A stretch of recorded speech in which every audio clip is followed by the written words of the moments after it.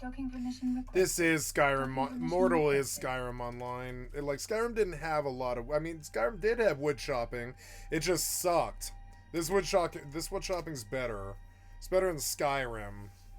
Docking permission requested. I think in Elder Scrolls 6, they're going to need wood chopping like this if they want to be competitive with the modern age. Or, like, why play Elder Scrolls 6 over Mortal? It's sort of dumb. Waypoint reached. Mortal's got good magic, but it's really, really, really slow.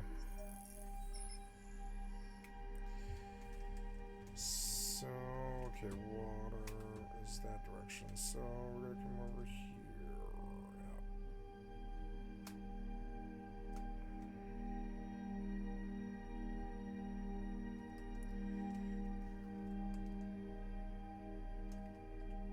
Did we kill it all? Yeah, we did. We killed it all, huh? Nice.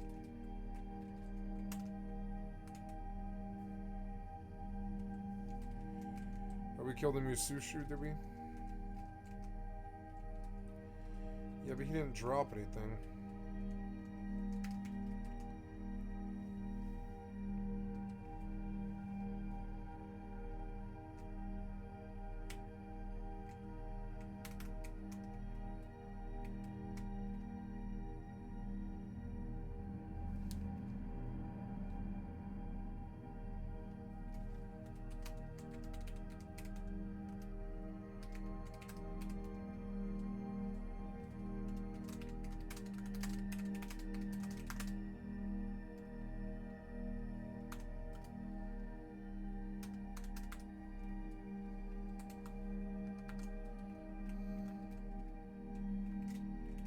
Put your tails in the earth.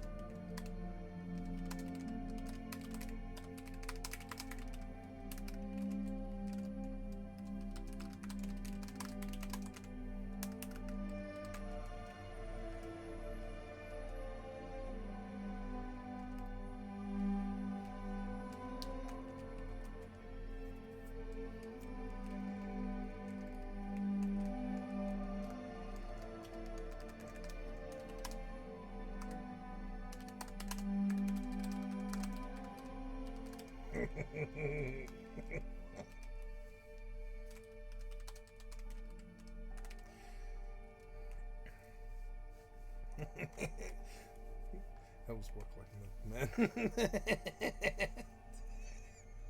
I don't know. That's what I mean.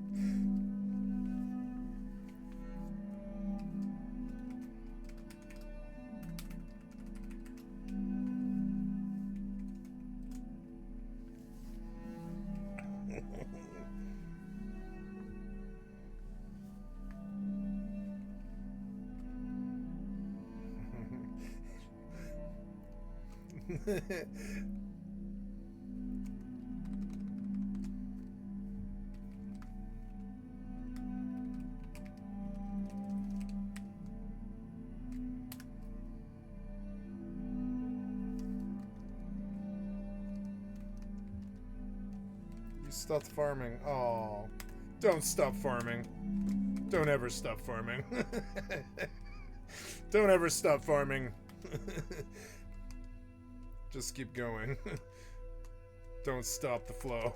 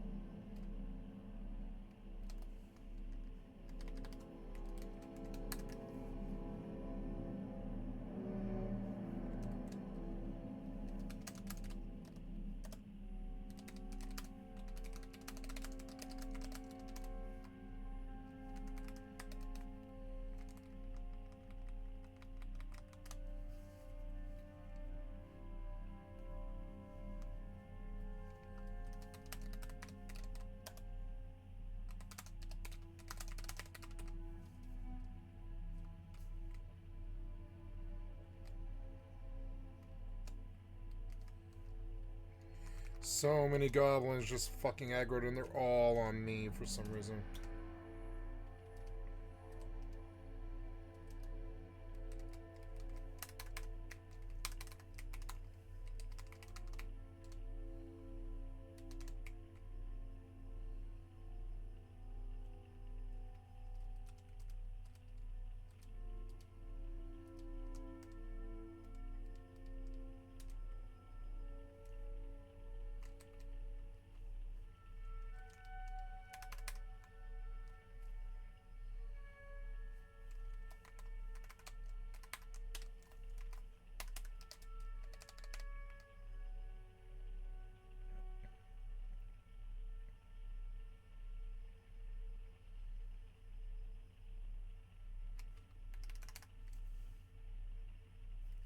Maybe I should go...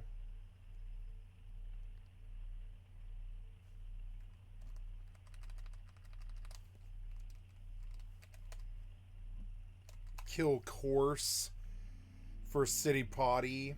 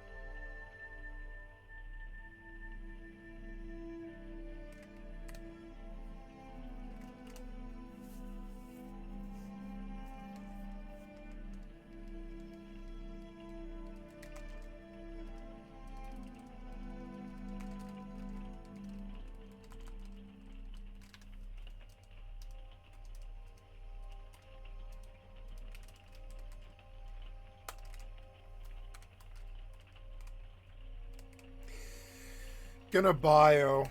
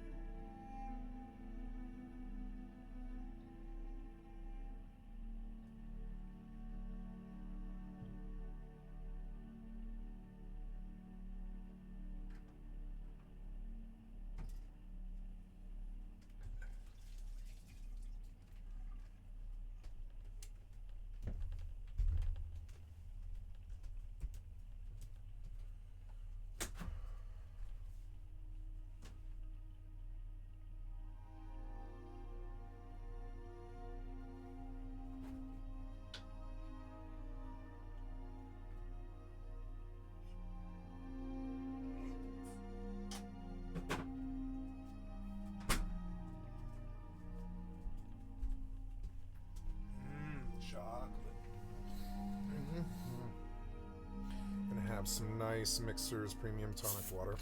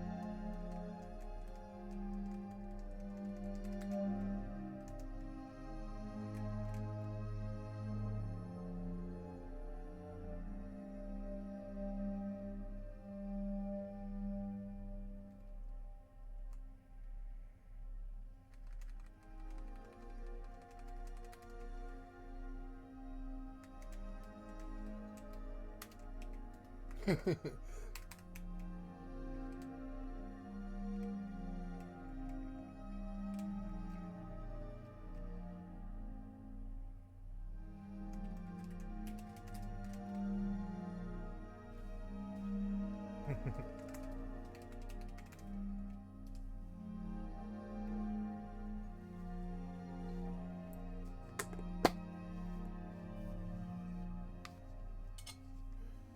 need pudding.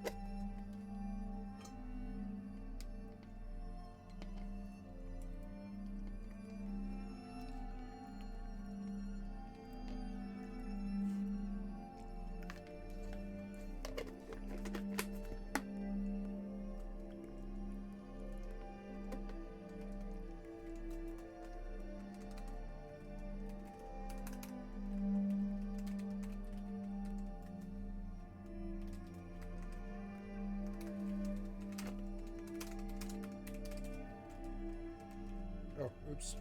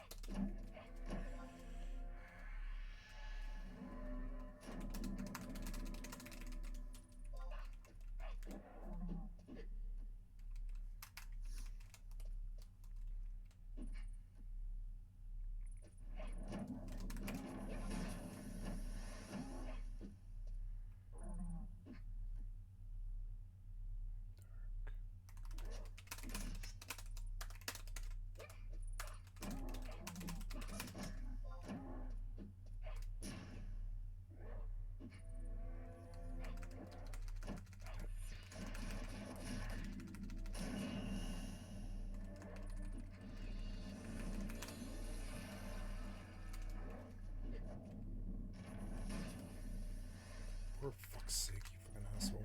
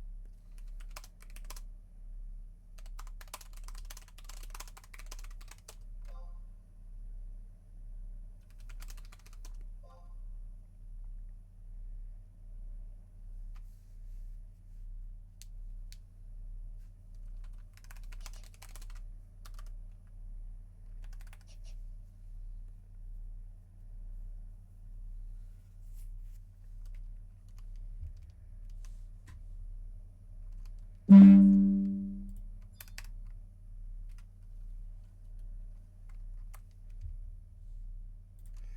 it, you auto-logged. What's her weight at? It doesn't matter. She can just keep chopping. Look, it's totally safe here. Nobody ever comes out here. I don't know why.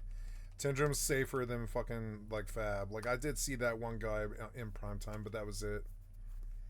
All days. It's safer to just log the horse and let the single chop.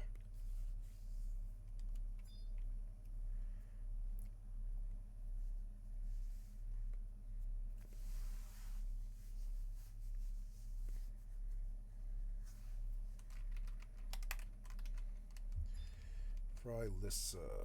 Let's take a look at that.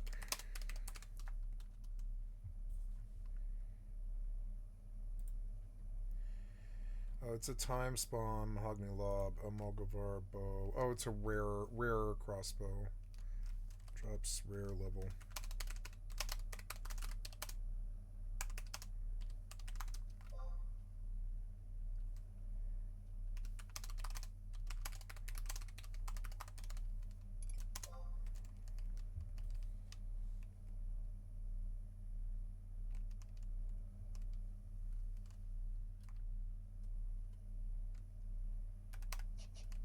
What's the mistletoe? I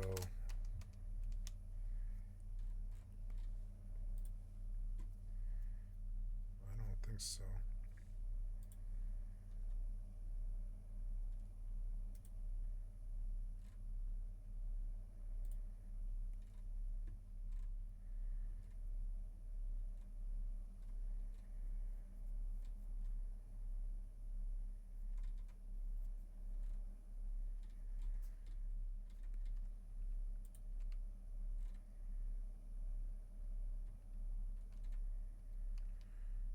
Okay, Gil.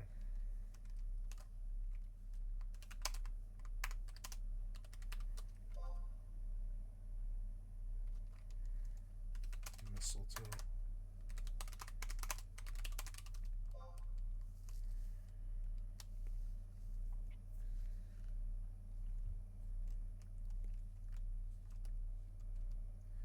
Need a cupboard though.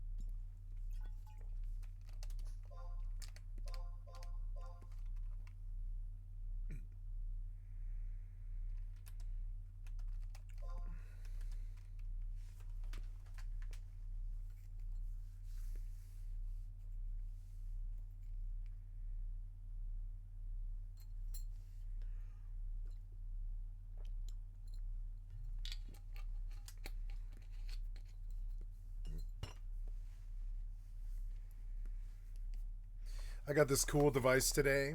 See it?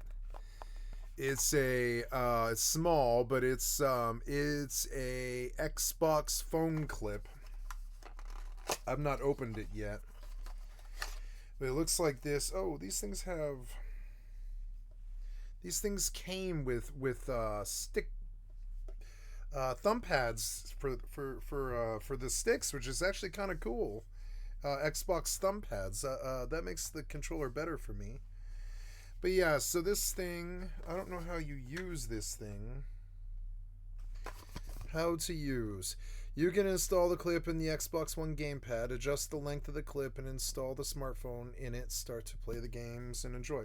So let's go get an Xbox controller and turn on the lights, and I'll test out this new device I got real quick.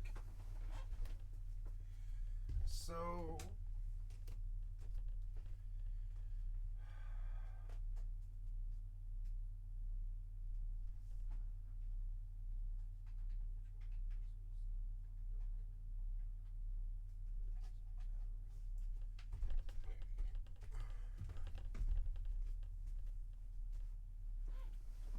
Okay, so this cell phone thing goes around the controller, I think.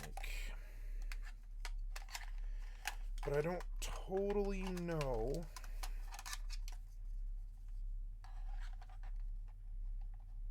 Is that right? No, it must be that. Is that right?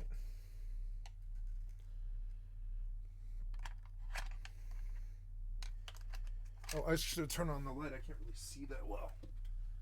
Let's see. So turn on the light for a minute. Okay, so here's how the clip looks. And I guess I'll make it a bigger camera since I'm not doing video games right now. Deactivate, activate, and we'll do an unboxing. I've never done that on my stream before, but well, yeah, I guess I have, but yeah.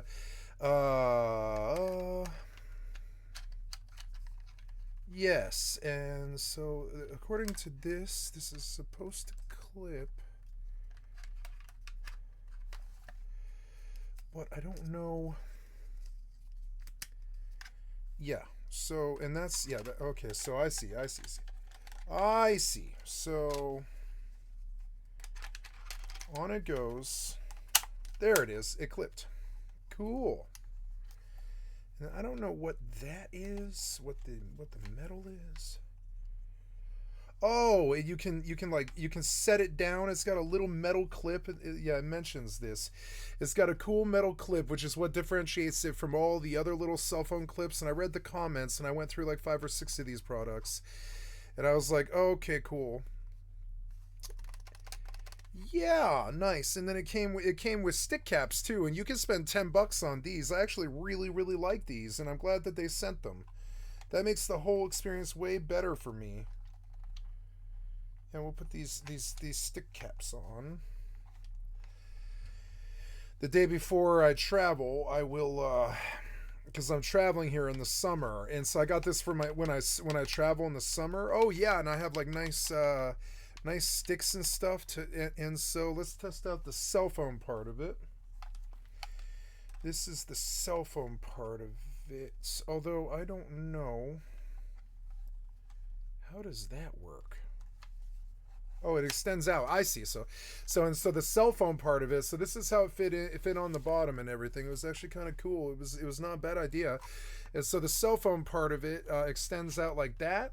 This was $8, I think, or yeah, it was like $12, I think, after tax or something like that. It was like $12, and it's one of the better pieces I bet I ever bought, really, because of what it does for its simplicity. It's got a good technical cell phone holder that I do like, although it's like struggling to grip this. Oh no, there we go. And then you slide it over. I have a little clip that gets in the way, which is sort of unfortunate.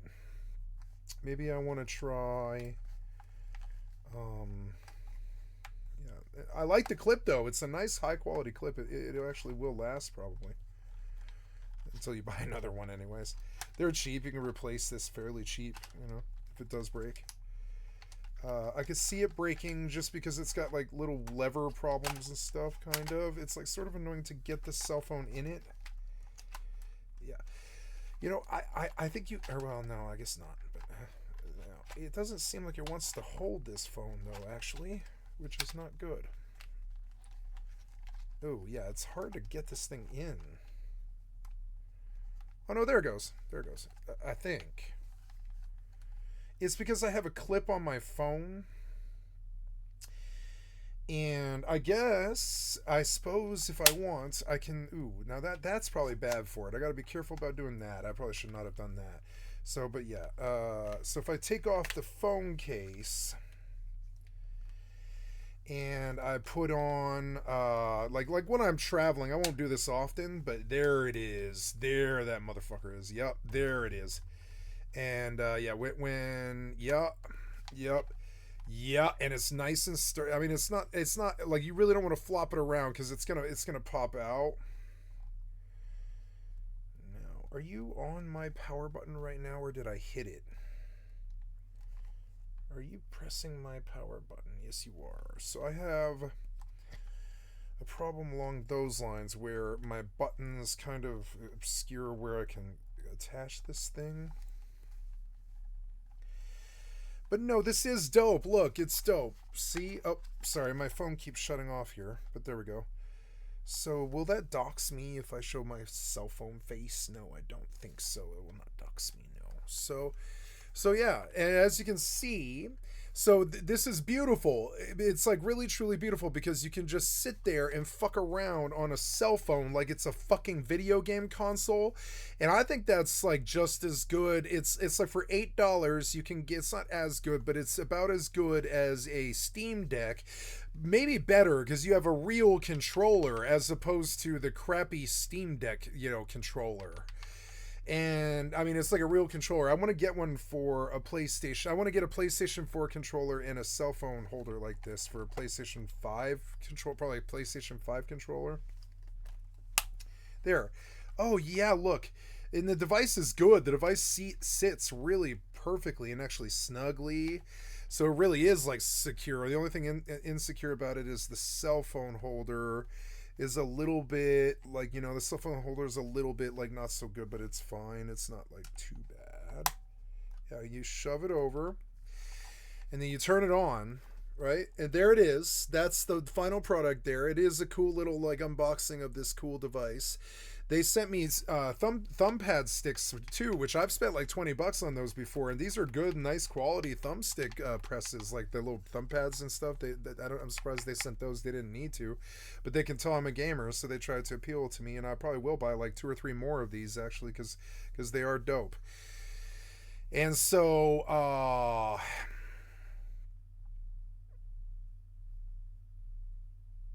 what was I gonna say? Yes, and so you get GeForce Now for the airport and with 5G on your phone, right?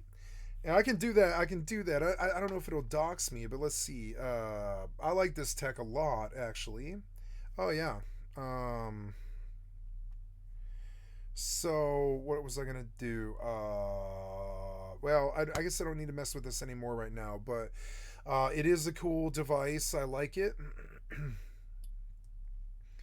You get GeForce Now on your phone, and then I can play, like, there isn't a lot of games I would like to play on the controller right now, but one of them is New World, and I can play New World on my cell phone, while I I fall asleep at night if I want, or if I'm up visiting with my parents, or I can go on to the airport, or like riding on a train or whatever, or a bus. I can just play New World on my fucking cell phone on a controller, and I probably wouldn't do much on it. I would just like go over to the free-for-all zone and chop trees, but I can do that, and that's really gonna keep me passively fucking entertained for the entire time that I'm like traveling or whatever. Like last time I took a ride down, and I you know, but this time I'm gonna drive and stuff. But yeah, yeah, and it's cool. It even has like a hole on the back as you can see. So you can charge the controller, which is really cool. And yeah, you can just plug this into a wall, so it's not wasting your batteries. When you're up in the air, you can play an offline game on your cell phone, like Minecraft. I don't know, like well, yeah, GeForce Now can't work when you're up in the air, but there's other games that will, like Minecraft, and I think I own Minecraft on the store. I'm fairly sure. If not, I'll buy it. And yeah, and I'll play Minecraft while I'm on the plane, and that's a good game for a cell phone game thing. Yeah, and I can go do GeForce Now while I'm like sitting in the airport for the 4 hours that I've got to sit in the airport. And yeah, and I could GeForce Now, and that'll be fun. I hate the boredom. The boredom is something, I invested $10 here, which is something I don't often do. I don't often spend any money. I want the boredom out of here, and it's kind of cool.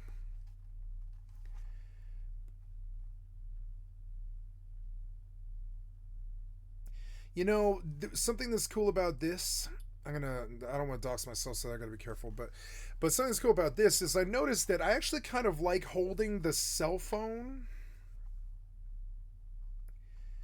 like this. But I mean, it's not bad. Like holding the cell phone with the controller, because and I mean that is dope for like $10, and I forget the name of the brand. It was, where's the box for it? I lost the box, and I don't really care. No, but here we go. It's called it is a Wepageek. Yeah, it's like Wepageek. See it, WEPI Geek.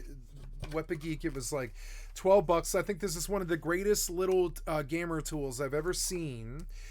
For how efficacious and how much throughput you actually get from this with GeForce Now, and remember, GeForce Now will give you a free account. They will, if you're willing to deal with ads and stuff, and you can only play for like an hour before you got to log back in. But remember, GeForce Now lets you play for free.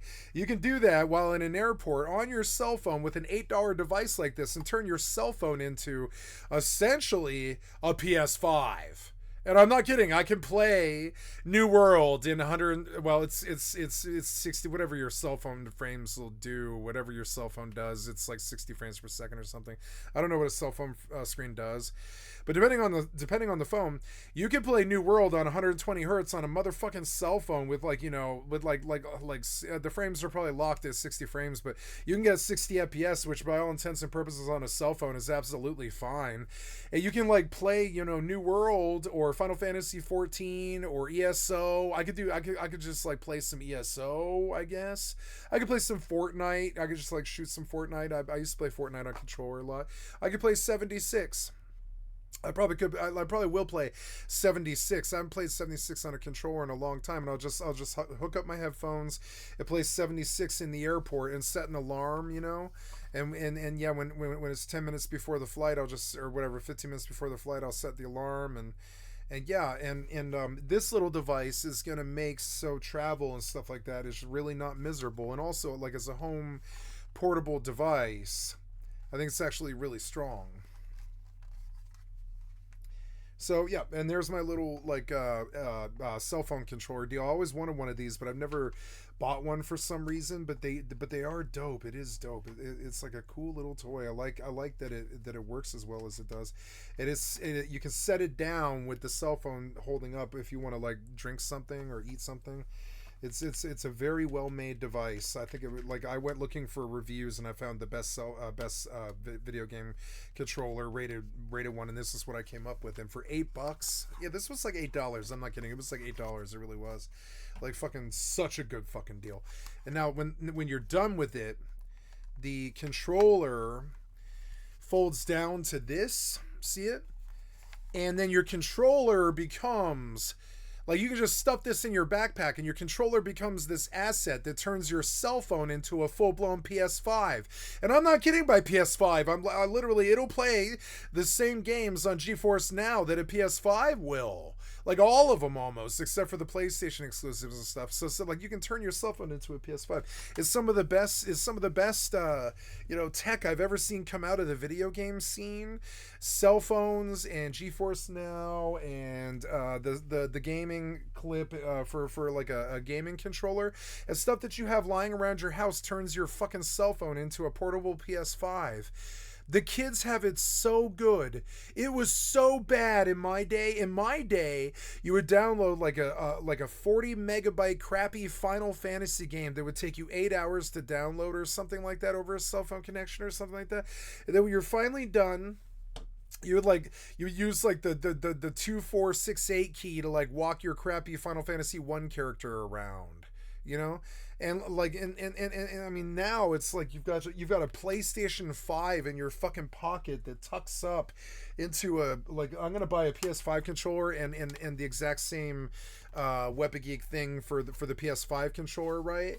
And I'll permanently keep a PS5 haptic controller in a metal box, its own little metal box, so it never gets harmed.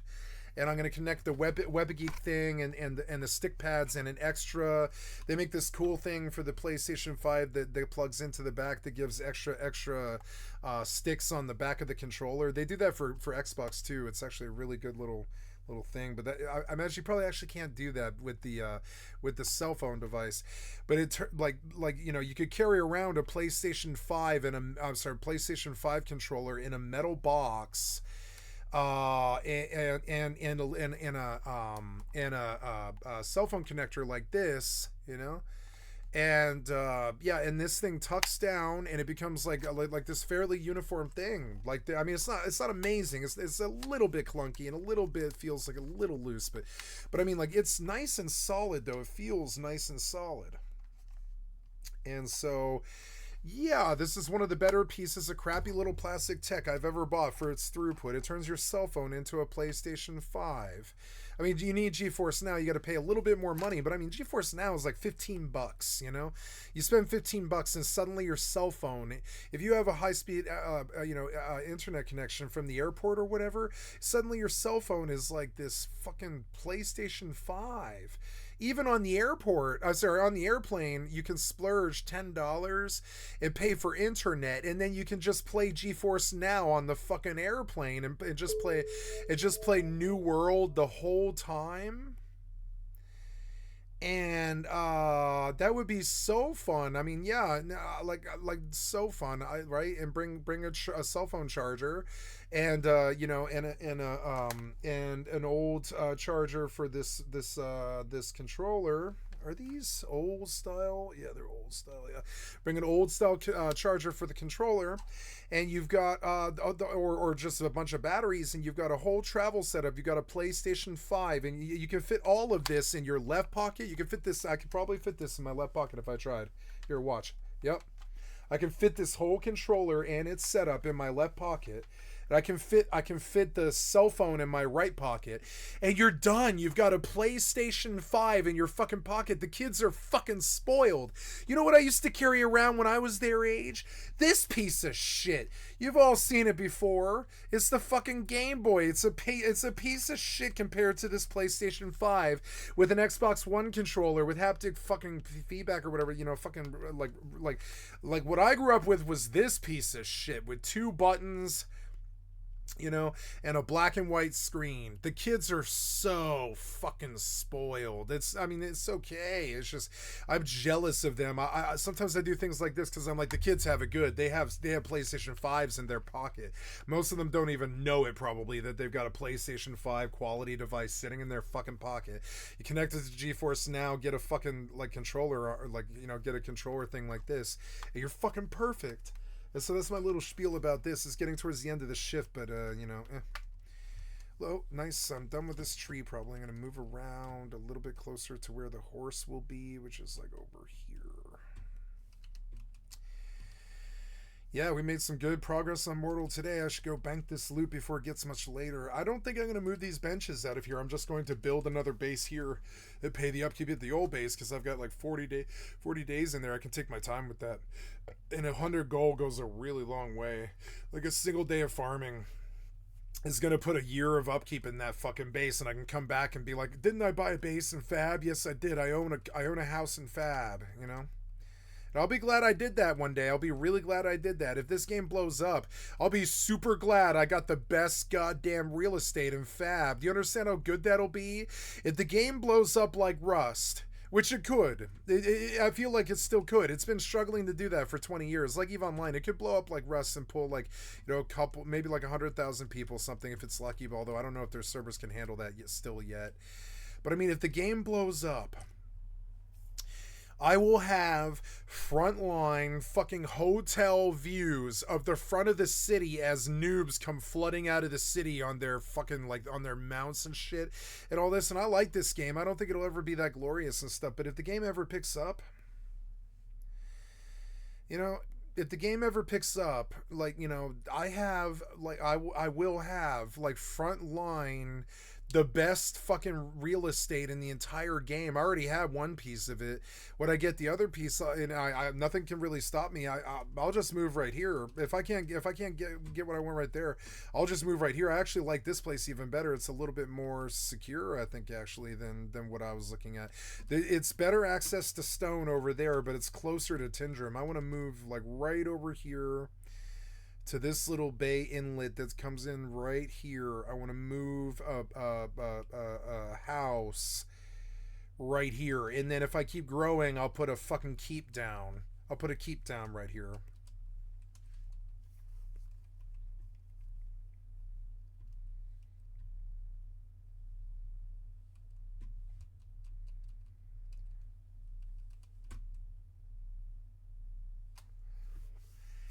Yeah, I want to build right there at that, because doesn't it look like a boat inlet? It looks like a boat ramp, right? It looks like a boat ramp to me. So I'm going to build my house right in there by the boat ramp in a nice little square, like right around here.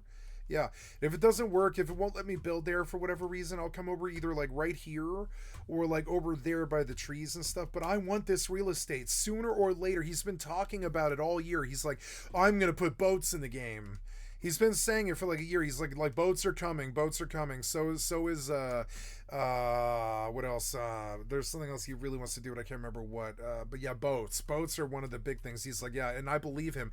When I played Quinfall, I saw that you could have a boat for fairly simple, and they've done this before in BDO and like Arcage and stuff.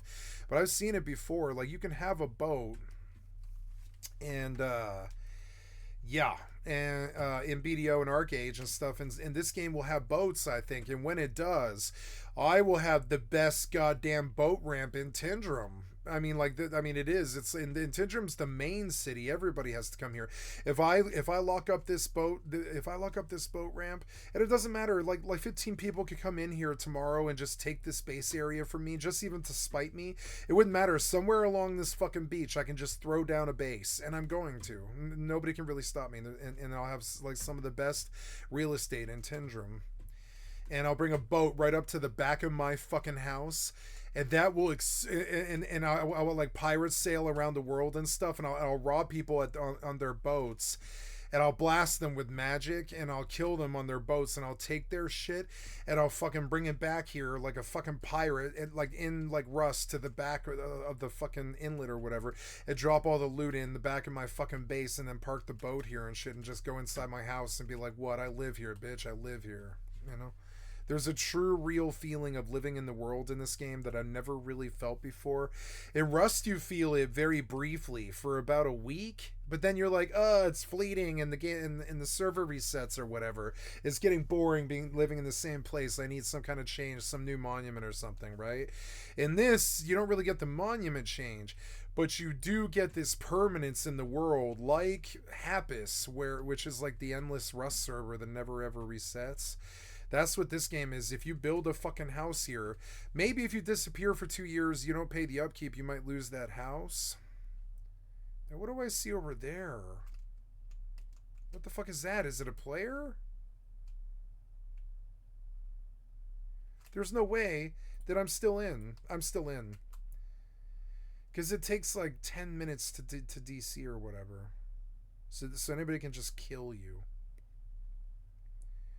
Look, the horse is still here. It's bloody because it's starving. Okay, well, that's good to know. We'll have to log back in, get back in. But you won't die, horse, I swear. I will pick grass for you. Time to bank this loot. I wanted to bring benches to the house that I already have, because that's probably a safer bet.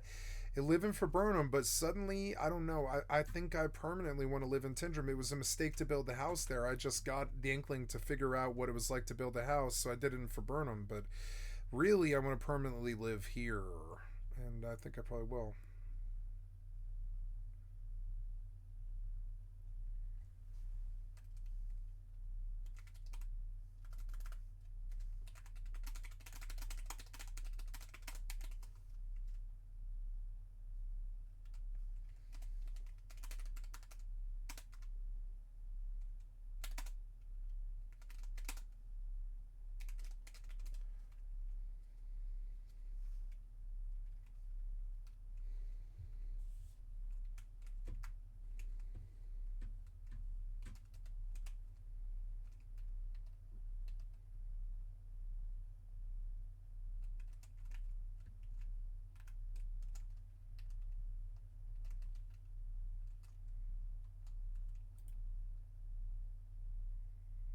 I don't have any bandages, and this horse is damaged, which is very bad. If anybody comes, they can just pop the horse and get all the loot.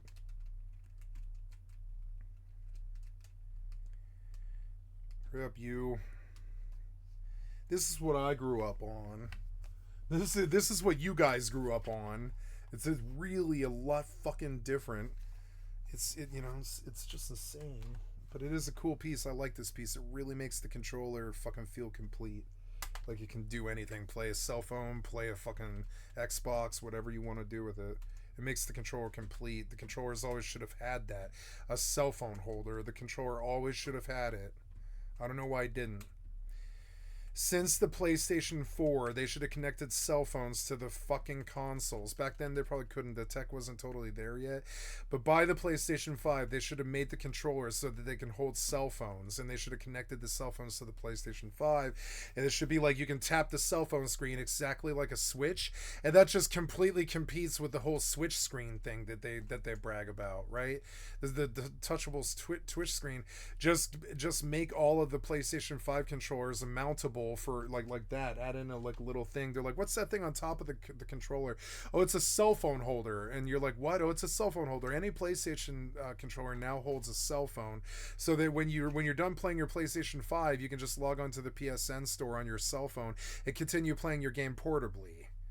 These people, they're so bad at managing their own products. They don't even really dream about what they could greedily do with it, really. I don't think they have no vision is the real problem. They have no vision about what they can do with simple stuff like that. That little $8 cell phone thing might actually completely change the image of their fucking PlayStation to something that's totally portable, as opposed to just a TV thing. And then suddenly they're competing better with Twitch than they've ever been doing. But no, they're bad about, they're bad at they're bad at like management. They're bad at like dreaming about how good their product could be. They're bad at this stuff. They don't have a lot of vision. They have their 9 to 5 and Michael Scott lives, and they have no idea what a real gamer is. They have no idea. They have no idea what we're interested in or what we need. It's so dumb. It's like the developers in particular. So yeah, it's just like, it's funny. And I think so, yeah, when I think PlayStation 5 controller, I think along with the PlayStation console should have shipped 4 little clips that you put on the back of the PlayStation 4 like this, that you don't have to use if you don't want to. But it comes along with it, so if the kid wants to, he can get in the mom's minivan and he can play PlayStation on his cell phone through the PSN network on their 5G. Tell me that's not greedy. That's not greedy. That's what we all do anyways. That's not greedy. But the PlayStation has no vision, so they don't think to add something like this in the console box to just open the minds of the people who are buying the product to what they can actually do with it. They don't do stuff like that. It's fucking stupid. So I go buy an $8 thing from some side hack. It's dumb. Like when it should have just been provided to me by the large companies like 8 years ago. Oh, did you know that your cell phone could be a PlayStation 5? And I'm dead serious about this. You can play Assassin's Creed like Shadows in 60 FPS, which isn't amazing, but that's what all the consoles played in. That's what the consoles play in, 60 FPS, right? So, you know, that's not amazing to a PC gamer, but it is like good. It's like good. And like, you know, and so yeah, and so you have like Assassin's Creed Shadows on your fucking PlayStation 5 quality experience on your portable fucking cell phone screen on your fucking PlayStation 5 controller and shit that you do with your 5G on your way to school. And so you stop playing Assassin's Creed Shadows when your dad tells you to get off the fucking console and get in the fucking car to go to school or whatever. And on the way to the school, you're still playing Assassin's Creed Shadows and he's yelling at you or whatever. But you're like, Dad, the game came out 10 days ago or whatever. And it doesn't matter. And like, they never had that kind of vision. And at no point does your PlayStation experience end. Like, that's how Switch did so well for so long, is they're like, you can take the Switch right out to the car, right with you. And that's how they sold it for so long. The Sony and the goddamn Microsoft always had that capability. Since the Xbox 360, they've always had that capability, but they don't think about it and they don't use it because they mismanage their goddamn products. They don't add little cell phone clips in their console boxes when they sell the consoles. So the kids just don't use their imaginations about what their fucking controller could be. You know, it's dumb. It's like, you guys mismanage all the time. Okay, feed this horse. Feed this horse. No, I want to go pets. All pets. Oh no, this is the other one. I have to go home to the horse. I went wandering. I'll go Noah wandering with you, fair maid. I've eaten too much Greek yogurt, and it's 3:30 in the morning on a Monday. I don't know what I'm doing up this late. But I mean I'm not a kid. I can do whatever the fuck I want. The kids are not the only ones who are up at night. You know, the kids are not the only ones.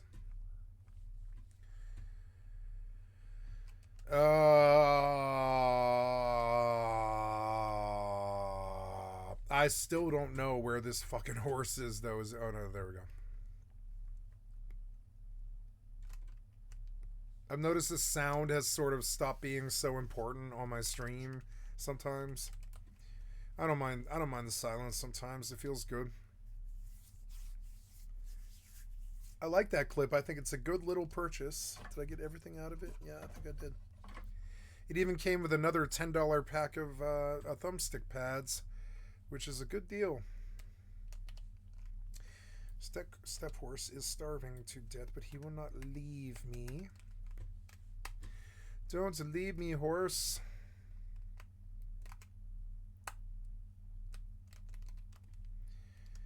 Okay, get me the fuck out of here. I am over encumbered. Oh, I am over encumbered. So you need to get off the horse and get me the fuck out of here. But first, we have to trade. You have wood for me. I have wood for myself. Accept and accept. Yeah, good. And then drop it. Yes, it can. So we made it 2/3 of the way through the horse storage. I'm feeling like it's late and I don't want to lose this or whatever. Now the step horse is continuing to take damage for some reason. Why is it still hungry? So here, come feed it grass again. Come trade me one more time. Don't starve to death, horse. Trade me. Yep. Trade, accept. Go. Then feed the horse all that grass. Don't die, horse. Okay, let's turn the sound on for this inevitable gank that I'm going to get on the way back to town. Yeah, right, there's nobody out here. I like that the game's dead because all the shitheads aren't harassing you outside the door all the time. Honestly. Basic metals to 60. This horse needs to heal and eat.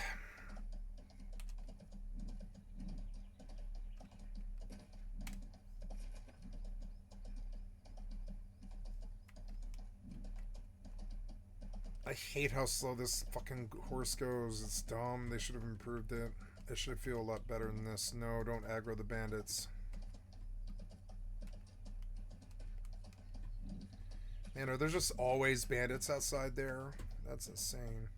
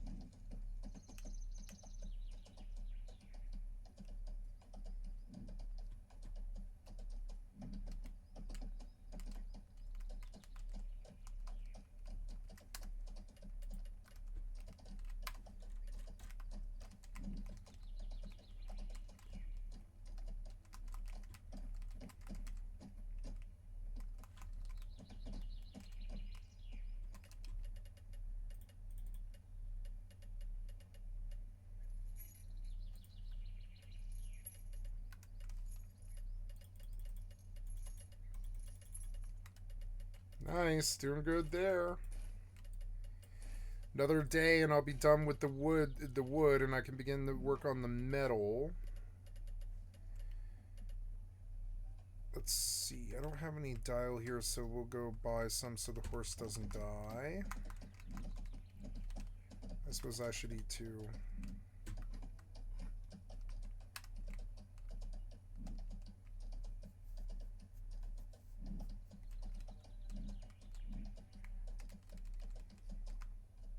See what I had for you. I do need bandages, but I need to sell first. Only the best for you. Nice I'll talking to you. do the dial first. I have what you're looking for.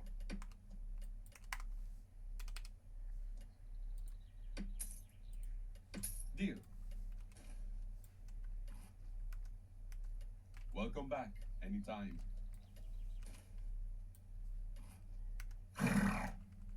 There we go, happy horse. I have what you're looking for. I have what you're looking for.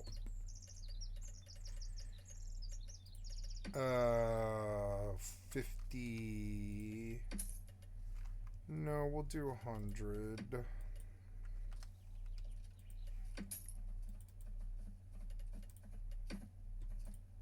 Thank you.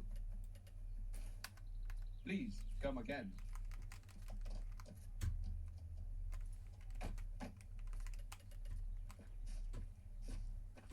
So, you know, it's funny when she pops out, you can't even tell she's there sometimes. Do you see how she kind of looks like the horse? From far away, you can't actually tell that she's there at all. Do you see it? You can't actually see her. Isn't that cool? You literally cannot see her at all. She blends in perfectly with the fucking horse. It's actually really deceptive. You have to get up very close to realize that there's something standing here. Do you see it? Like, even from, like, maybe I'd say about here, you could even maybe not understand that it's a player. You wouldn't know. You wouldn't know. From about 10 feet away, it suddenly starts to look a lot more like she's the hindquarters of a horse from that angle. From this angle, you can tell that there's a player, but like, you know, but a lot of other angles you can't tell. From a lot of angles, you can't tell she's there at all, and I will use this. I will use this quite a lot. Yeah, so maybe I should give her ecumenical, but no, she can't heal on the back of the horse, which is like, yeah, that sucks.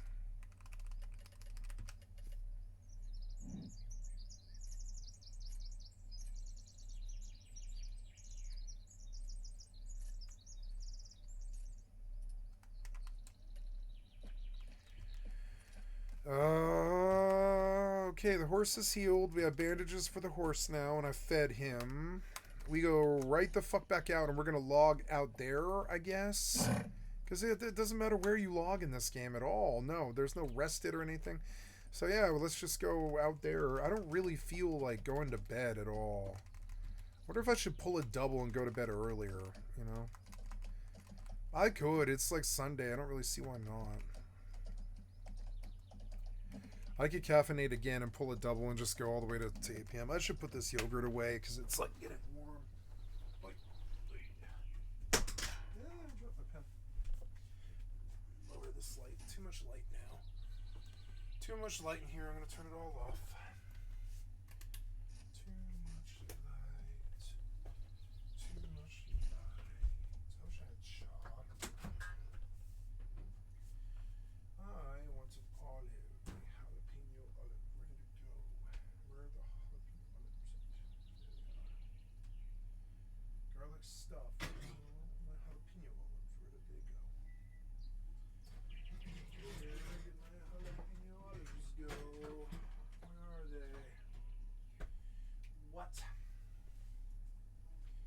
Where are my jalapeno olives?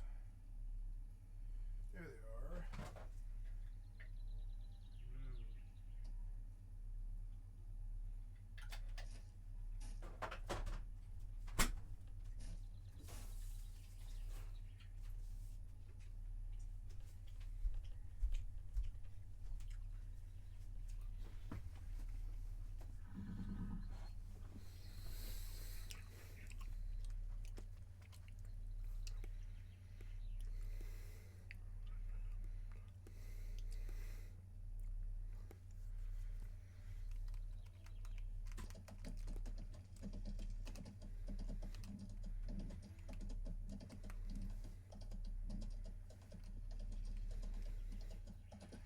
I like my little inlet tree chopping place. It's the safest I've ever felt in this game.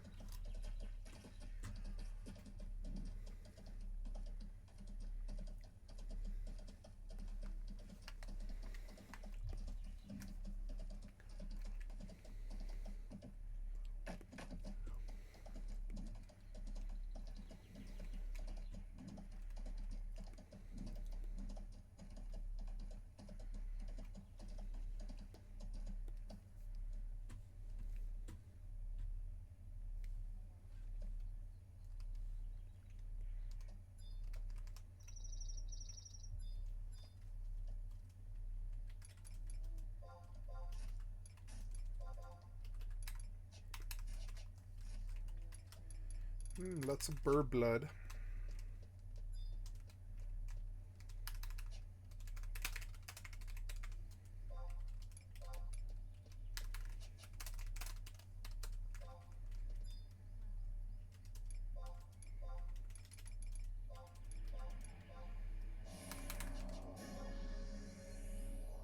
Oh no.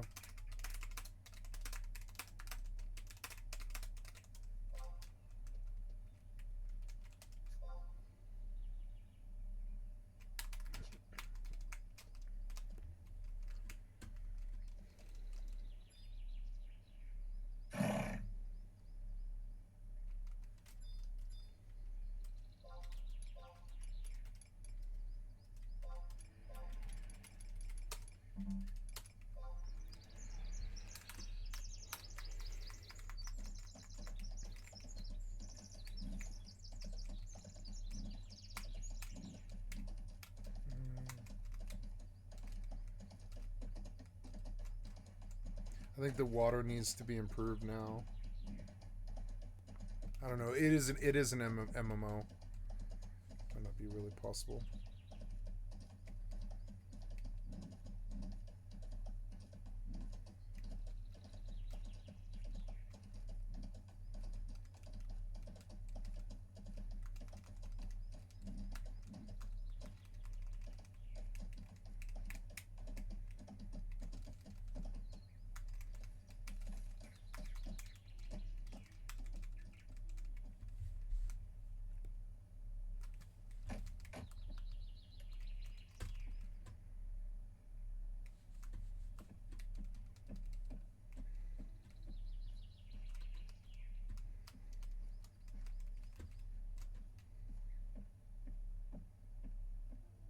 Dark Sark has invited you to join the guild Angband. Why me?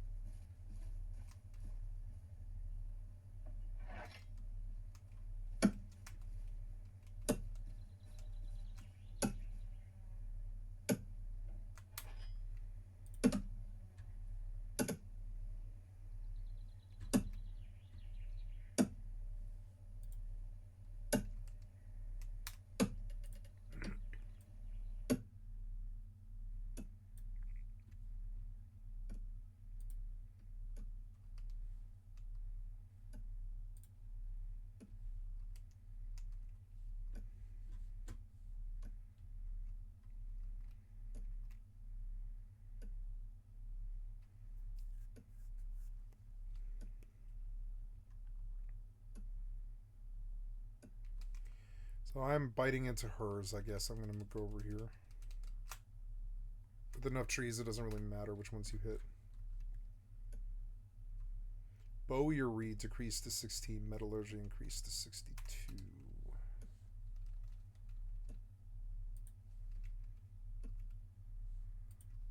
Metallurgy.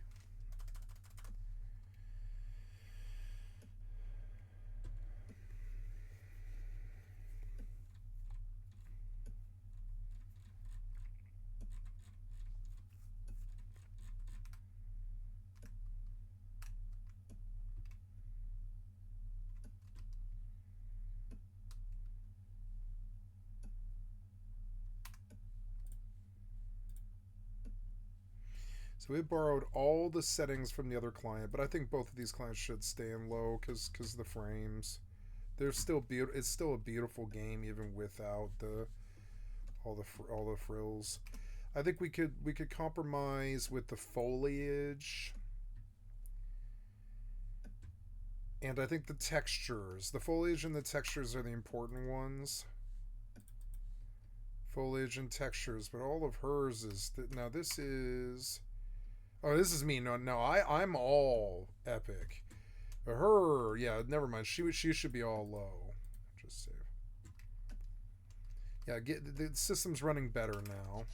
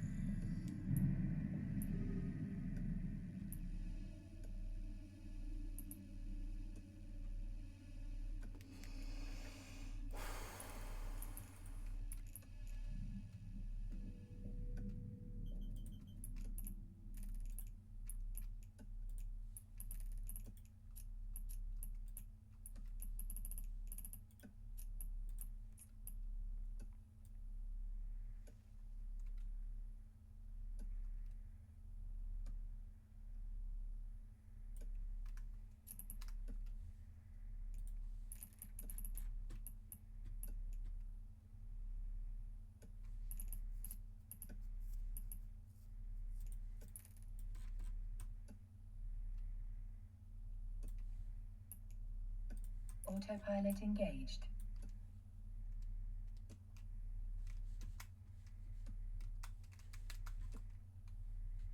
Warping to Stargate. Warp drive active.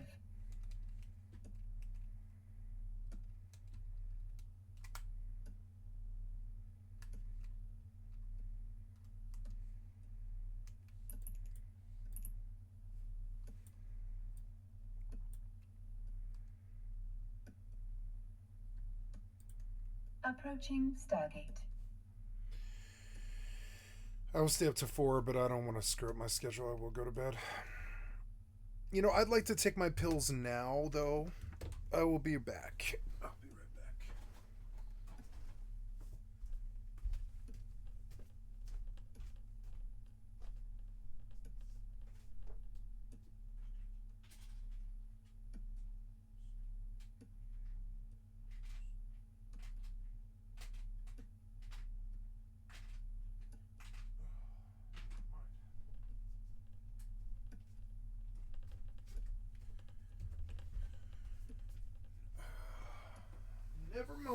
I've got to set pills aside here. It's going to be a late night, but that's okay. It's the end of the weekend.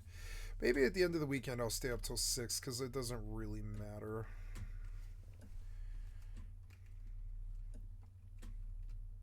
Autopilot jumping. Oops. Oh, I don't know. What's this one at?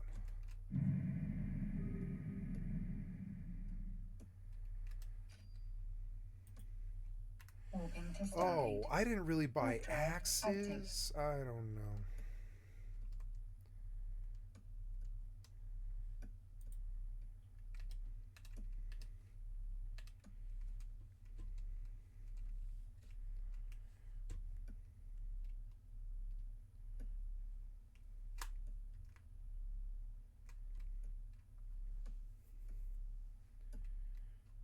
Approaching Stargate.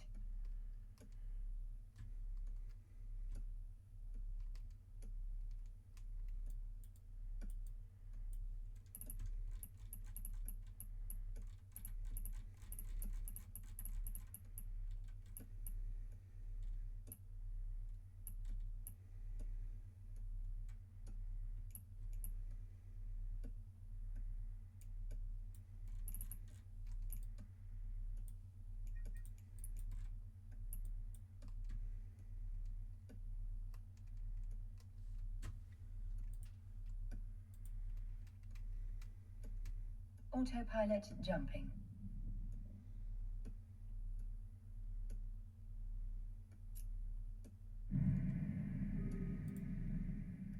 Well, I fired up the ISO launcher for the first time in Moving to Stargate. 2025 as Warp I was drive asked active. more than a couple times to try out ESO's new Vengeance PvP test server the past week, and honestly, a bit interesting. I'm going to talk today about the good, the bad, and what I think needs to happen next and what that should look like, I guess, from a veteran PvPer's point of view. For those of you unfamiliar with the Vengeance server or Cyrodiil Champions live test, basically this was a very stripped down version of ESO's PvP. Approaching To Stargate. break it down, we had no CP. So this is not too new. This is kind of like the current no CP environment. It's just all CPs disabled. Yeah, We had CP no sucks. stats. And I mean no It doesn't stats. suck, but Like, it sucks your for armor didn't PvP. matter, nothing mattered except what kind of weapon you had just for heavy attack and light attack animations. It didn't matter if it was a legendary or just Yeah, it's a real weapon piece PvP and not of jackasses who whatever. one-shot you all the time. Only class skills, and by class skills I mean they had completely new class skills. They totally remade and simplified them. They're very basic, like frags would do damage, streak would just streak and stun. Very simple things. Heals would just do a single burst heal or a single shield. For the most part, that was about it. Dots would be limited to like 2 ticks on an enemy, and all AoEs were This limited PvP to looks a better maximum than of 3 WoW, Autopilot That one jumping. really hurt. But the limited dots, but it still looks kind of crappy. limited hots was very welcome change. We did not have cross healing, things like Moving to vigor or Stargate. rescue. I don't like Warp ESO. drive I'm sorry. I active. don't think this game's good enough to be saved, really.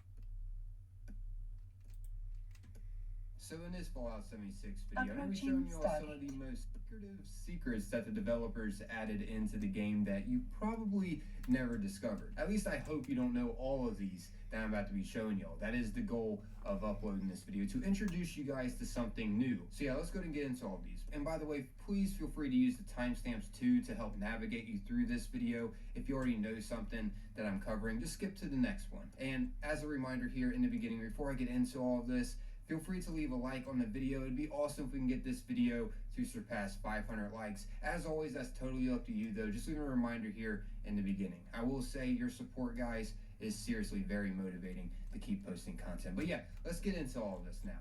Hope you find this enjoyable. So this first one I'm going to be showing you all though is over the only way to get and eat roast chicken. You can't cook this, oddly. The only way to get it is over at the trading post at the Skyline Valley region. It's located right here on the map. Autopilot If you wait jumping. around here long enough, which, trust me, I waited around here way too long. Like, I don't know, this seems completely random. It doesn't seem like it's set on some kind of timer of when this can happen. Stargate. I felt like I was Warp waiting drive here for active. hours, to be real with you guys. But eventually, these chickens spawned over here around these crates. Typically, there are 2 friendly chickens that you will see here when you come to the trading post, and you will notice that they are friendly with you. These other chickens, though, that spawn over here next to these crates will not be friendly with you. As you see, I managed to wait around long enough and actually get footage of them spawning in. That was a lot of waiting. They spawned in after a lightning flash happened around the area. But yeah, this is foolproof that they do spawn in, and then after they do spawn in, a lightning storm will strike down around this area, hitting specifically these chickens too, and they will explode into roast chicken. Look at this.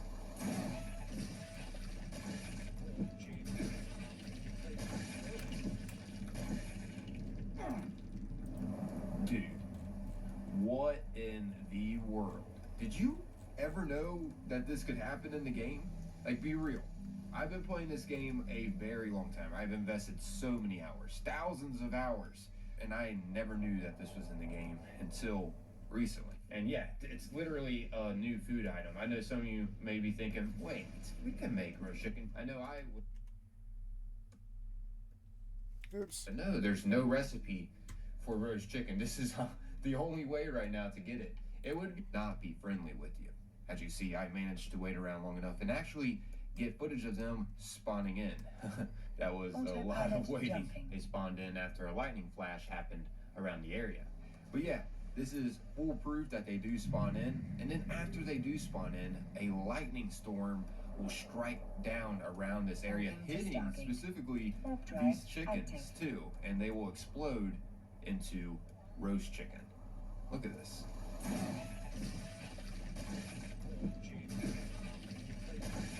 I remember this area now. Dude, I think this is What it. I think in this the is world? fake news. did you ever know that this could happen in the game? Like, be real. I've been playing this game a very long time. I've invested so many hours, thousands of Approaching hours, Stargate. and I never knew that this was in the game until recently. And yeah, it's literally a new food item. I know some of you may be thinking, wait, we can make roast chicken. I know I was like that too. I was like, I thought we could have made roast chicken, but no, there's no recipe for roast chicken. This is the only way right now to get it. Fake news. You eat. Anyways, this next one is going to be another interesting find that you can discover once again in the Skyline Valley region from the lightning. This one will be located specifically at the Slumber Mill Motel down here in the region. Actually, that's all I'm going to be going over in this video. I'm going to be going over the 3 different secrets that I know of that involve the lightning. I'm sure there are more out there that just haven't been discovered yet, which, you know, hopefully by making this video, it helps spotlight that these hidden occurrences can happen. It may chain react other players to discover other hidden occurrences that can happen down here that involves. Okay, so this last one is going to be also another long one, but it's going to be over a secret quest that you can do Autopilot with the jumping. Ally app. This is something you can literally make love didn't know about. At least I didn't for a while. I had this Ally for a while, but I didn't know she had a hidden quest that you can do. What we're gonna have to do is actually go over to Atlantic City and find this secret note. Warp drive So let's active. head over to Atlantic City and go to the casino quarter. And instead of starting a expedition, we're just going to travel to the district. Just makes things easier. You can do this as well during the expedition if you want, but traveling to the district makes it so you can just come over here and just, you know, take your time without feeling like you're on a mission. All right, so we're over here now at the casino quarter in the Atlantic City. Now when you get over here, you just want to head this way. We're going to be heading to the Neapolitan Casino at this area, but you can find it by taking the route that I'm taking now. Yeah, it's not too far from where we first spawned in at this place. This is the area right here. This is the Neapolitan. So let's head on inside.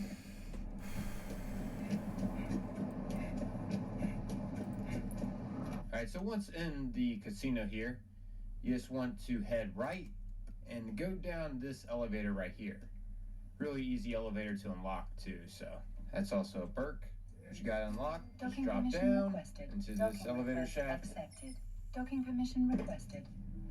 and then head back in this area right here. Disabled. Waypoint reached. At this area, you can find a note over here on this table called Adelaide Reminder. Let's go ahead and pick this up and read it. This is what we want to return back to Adelaide, which is that weird Assaultron. As you can see here, it states here, let me spell it out for you bozos. Operation Bluebell will be taking place on Thursday, not Wednesday like Jimmy was saying, Thursday.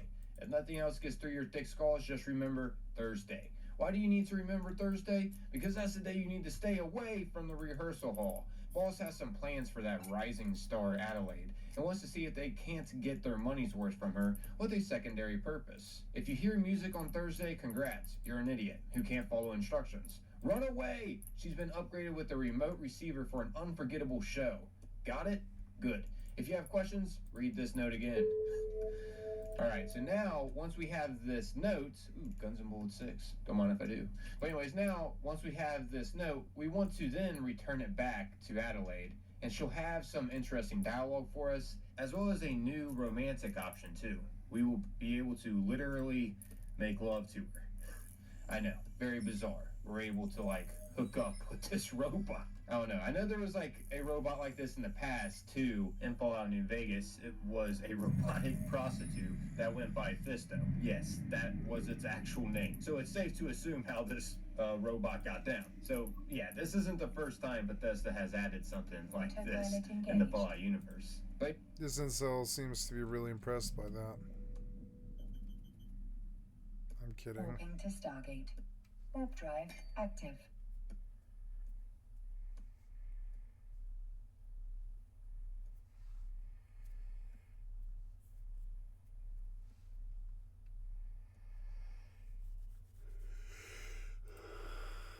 So in this Fallout 76 video, I have for you a banger. We covered 10 of the best events you don't want to miss and how to properly do them, as well as all of the rewards you can get from each of these events. And to top it off, I even included some helpful bonus tips too. I will say I didn't mention how you get treasury notes and legendary cores from each of these events because I figured that is obvious because it states it on the public event before you join it. But I did go over all of the unique rewards besides.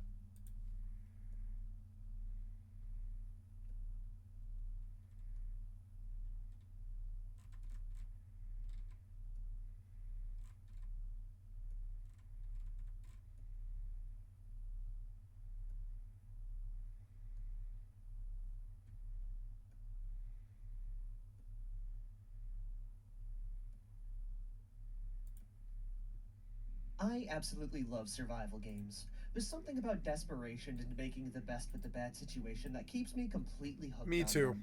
Yeah. And if you're anything like me, You said it there's well. a good chance you might like Neo Scavenger. Set in the same universe as Astronauts, Neo Scavenger is a relatively small game that doesn't boast much in terms of graphics, but it scratches a survival itch no other game has, in my opinion. And that itch is one of pure desperation and struggle. The setting is simple. You find yourself in post-apocalypse Michigan. The world has collapsed. People rob each other for the smallest I mean, if you're in threat, Michigan, and yeah. the scary I'm cryptids kidding. wander the ruins looking for their next target. Survival for your character will be rough, and you will be struggling every step of the way. Do you want shoes? Well, you better get lucky killing some man for his sandals or getting lucky looting, because the next best option is wearing plastic bags on your feet and head, looking like the most scuffed homeless person in history. Do you have any wilderness training? If not, good luck starting a campfire as your character slowly dies from exposure. And that is just the tip of the iceberg. Stargate. What I'm trying to say is that Neo Scavenger is fun, and today I wanted to see if I can survive a full week playing this game. Alongside that, I'll be using the extended mod, adding in some new threats and items. Anyways, wish me luck on this journey as I try to survive my very best. You wake up disoriented, slumped over the base That of was an not a empty cryosleep sentence. pod, still damp from cryo fluid. The thick dust from the floor clings to your skin, leaving a clean spot on the ground, where a large O5 is painted. Across the room, though, you start to note answers, not your game. which makes me extremely excited to play the Fix does, is it allows us to travel overworld maps quicker, thus resulting in life a living. He might make one day around the freezing to death and, you know, bludgeon it over the head. Neat. Yeah, it looks cool, but it's not my thing.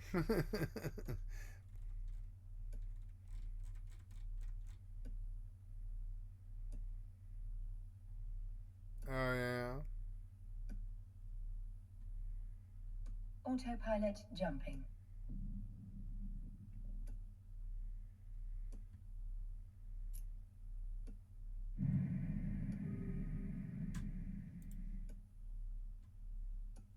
Wait, Warping Fox to News Stargate. has fully abandoned Warp Trump. drive Uh-oh. Few more moves to use right now. And what After the market collapse.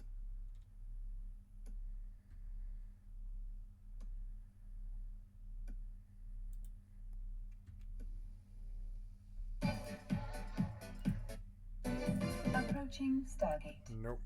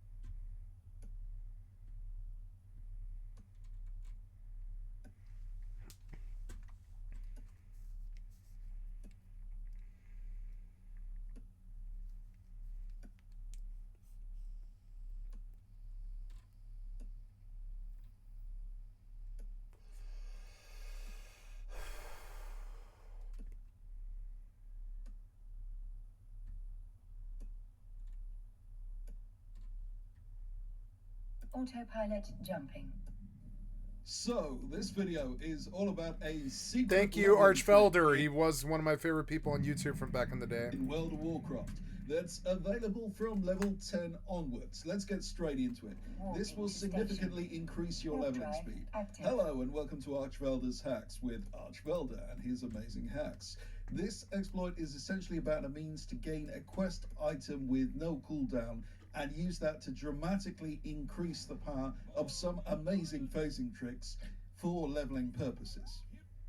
Be aware, if you only watch the first half of this video, you will miss 90% of the value here. It is not just about the item in question, it is exactly what you do with it that matters. So, make a character, and if it's not an allied race, level it to 10, kill Murlocs or something. When you hit 10, you'll get this quest. The Dragon Isles await from Rathian in your faction capital. Everyone gets this again and again and again, and that's part of the exploit here. Yeah, I was like, oh yeah, that piece of shit quest they spam you with over and over and over again. And yeah, why not just actually go through with the whole terrible experience? Why not? I like Archfelder, always have. Like, god damn it, their terrible ass design.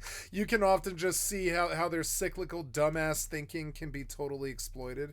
This is because the default leveling option for the War Within Yeah, is the Dragon Isles, I'm being the sure. most recent expansion before the current one. Yeah, I'm sure. Yeah. Now, notably, you'll get a dragon scale item when you receive this quest, which will instantly teleport you back to your faction capital.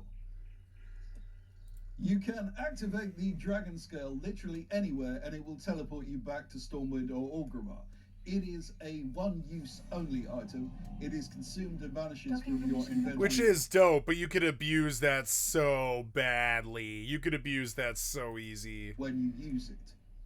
Oh, so you could just use this thing to just teleport to Stormwind instantly from anywhere in the world. Docking permission Now, there's a requested. trick Docking here. request Try and follow the accepted. instructions closely, because it is really easy to mess it up and get confused. Autopilot disabled. Turns out that we can get infinite dragon scales and use them to effectively hearth to Stormwind or Orgrimmar with no cooldown at any time. Whenever you want a new dragon scale, abandon the quest and relog. When you re-enter the game, you should receive the Dragon Isles Await quest again, and a shiny new dragon skull. That's all it takes? Why not? It's the most annoying quest in WoW, so why not fucking abuse it? Just abuse it. But this isn't just a Hearthstone with no cooldown. It's got no cooldown. You can just lead PvP combat. You can do it in combat. Quite a lot more you can do with this. No way. This is so much more powerful for leveling purposes than you're probably imagining right now. No. Because we can use it to do things. Listen, before he says it.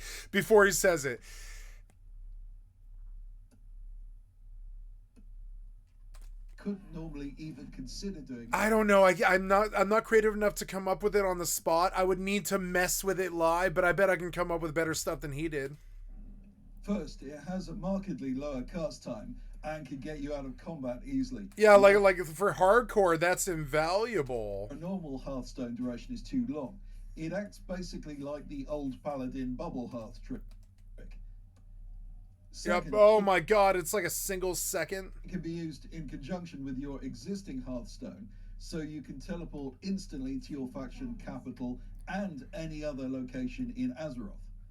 Wait, what? Wait, go back here. Wait, what? In conjunction with your existing Hearthstone, so you can teleport instantly to your faction capital and any other location in Azeroth. Oh my god. Never mind. I guess I sort of assumed that was just a given, that you could just teleport with the Hearthstone and all the other fucking stones in the game. It just adds more fucking. To understand how to fully exploit this, we'll need a crash fully course in exploit leveling this. by exploit. WoW zones are full of things which give you lots of experience, notably rares and quests themselves, but these tend to be one-time deals. However, there are 4 different phases to low-level zones in WoW. There is time walking mode with war mode on and time walking with war mode off. There is also normal mode with war mode on and war mode off. Each of these phases has different rares and NPCs generally, treasures and other distinct No way! gameplay. I had no idea it was that crazy. Now, the strategy I generally use to level is killing rares. It is so easy, fun and relaxing. You just Google a zone and then fly around killing all the rares in that zone. You get a ton of experience doing this, and typically you would move on to another zone after you had done so. But here's the thing, some zones aren't the same as others. For example, in Elwyn Forest, most players who kill rares are leveling players, and they're just not in war mode.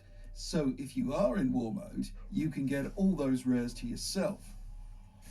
Now, the problem is we normally have to be back in Stormwind or Orgrimmar to turn war mode on and off. Oh no, but you can just teleport. But with the Dragon Scale, that is very easy to get around. This doesn't just apply to rares. You can use the same basic strategy with questing. So you just pop the whole zone, teleport, war mode, reset, pop all the rares in the zone, teleport, unwar mode, reset, pop all the zones, and then you're probably done in like 2 hours. You're probably done leveling in like 2 hours. Sync resets, gathering, finding treasure chests, basically anything where resetting a source of experience allows you to gain experience faster than you would otherwise. Know that this strategy is so much more powerful with multiple alts when you're leveling an alt army. The reason being is you get the benefit of rested experience on each of them for a short period. You'll want to log in and out on each of your alts to use up all the rested experience on that specific character and then move on to the next one. This is literally 100% faster than just leveling one toon at a time. I'm using literally, quite literally, in the literal sense of the word there. Now, the methods in this video will allow you to level faster than any other method I'm aware of. But yeah, he's right. I mean, the minute that you begin to level other characters by just popping rares with their cooldowns or whatever, the old method was just waiting an hour on each alt and then just using their Hearthstone. of course, you do actually have to be in the keyboard doing stuff. WoW is a good game. You can see it. Completely AFK method, something you can do with a mouse clicker. then you may wish to join my Patreon, where we have a number of methods which can be done completely AFK. Yeah, if there was ever a Patreon I would sub to, it'd be his. Watch it again. 32,000 views. He got way more popular than he should have, which is funny. So this video is all about He a got. secret. Well, I like him though. His personality is just good in general too. How Blizzard stole $10+ million. Oh my god. They called it the War Within. But no one expected the real battle would be against Blizzard itself.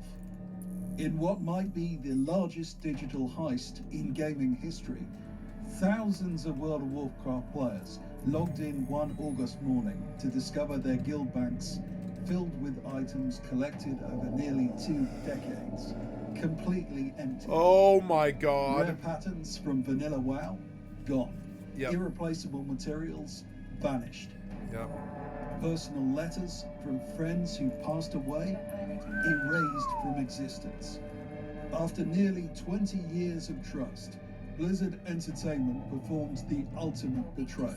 They wiped the players' G-Banks. precious digital possessions and then told them, sorry, we can't give them back. Today I'm exposing what really happened and what the community is calling the Great Blizzard Bank Heist, and why it should terrify anyone who's ever invested No shot. I had no idea this happened. time in an online game. So what exactly happened? In mid-August 2024, Blizzard released patch 11.02 for World of Warcraft's pre-patch for the War Within expansion. This patch introduced cross-realm guild bank functionality, and that's where things went horribly wrong. Shortly after the patch went live, reports began flooding in from players across all servers. Guild banks were being mysteriously emptied. Some guilds lost everything, while others had random items remaining. This wasn't just a few isolated cases. Thousands of guilds were affected. We're not talking about a minor inconvenience here. No. Many WoW players have been collecting items for No, not nearly at all. 20 years. Some lost rare patterns and recipes that can no longer be obtained in-game. They're worth an absolute fortune. Perhaps most devastating were the personal mementos. Letters and items from friends who no longer play, or in some heartbreaking cases, from guild members who have passed away in real life. So how did Blizzard respond to this massive data loss? Well, that's where things get even more frustrating. For an entire month, there was complete silence from Blizzard.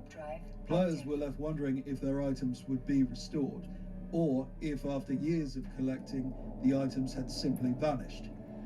Forum threads with thousands of replies piled up with no official response.